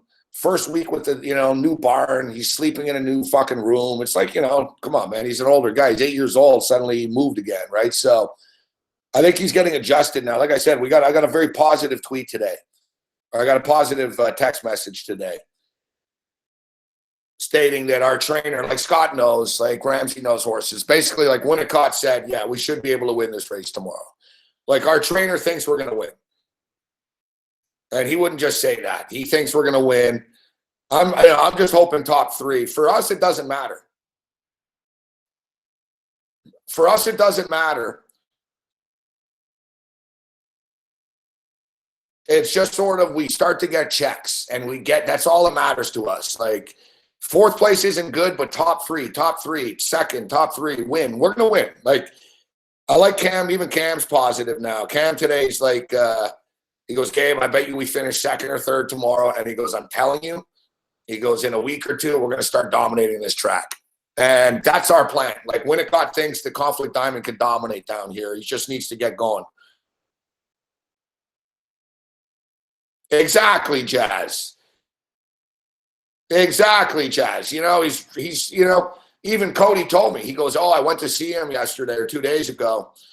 And he goes, oh, he looked good. He was running with the other horses. And it's like, of course, he's got competition during the week now and shit. He's not just walking around the barn and shit, hanging out during the day. And he's getting pushed during the day now. He said Winnicott's pushing him and shit. He's trying to get him to fucking, he's like telling him, hey, the party's over, Conflict. You had a nice little rest, but now we go to work. And you go to work. Let's go. And he's reacting well to the heavier workload. So that's the thing. He was never going to get his full gas going in a situation he was in before. We're not going to get into it too much, but he wasn't in the best situation. So now he's training with 6 other horses. He's training with 6 other horses. He's got buddies. When he goes to the track, he's not riding alone in the van now. He's got buddies back there. I just think it's overall a better situation.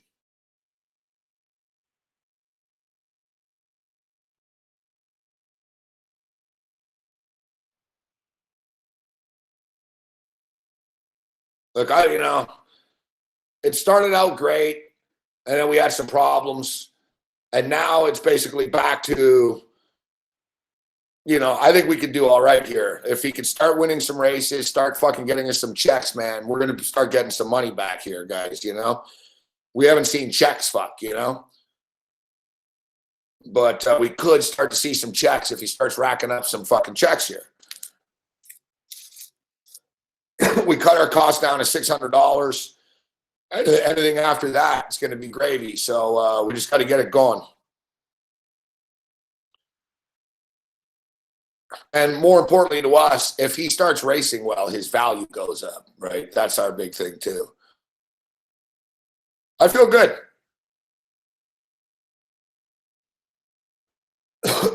Yeah, we'll welcome Travis Cullen back to the horse when he's back if, he's in the neighborhood. Hey, listen, Travis Cullen's paying his due, Jazz. It is what it is. It was a misunderstanding.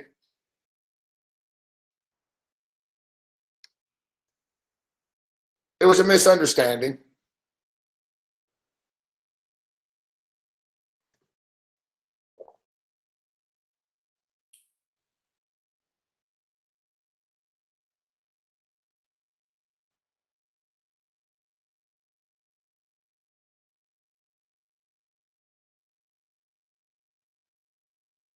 Yeah, it's horse racing. Exactly. They all tried little things. It is what it is. Fuck. He got caught doing something that fucking 99% of them are doing, right?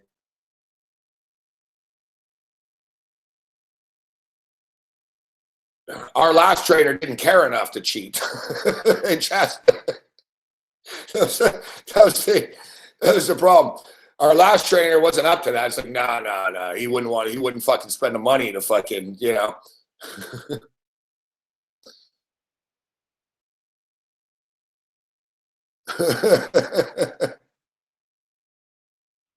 Like, he wasn't engaged enough to fucking come up with a scheme. Like Colin at least was like, all right, fuck, how do I do this? Fucking,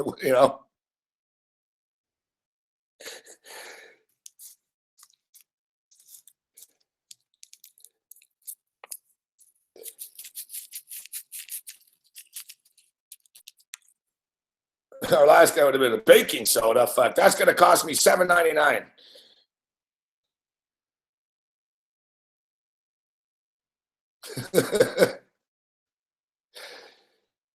All right, I got to get out of here.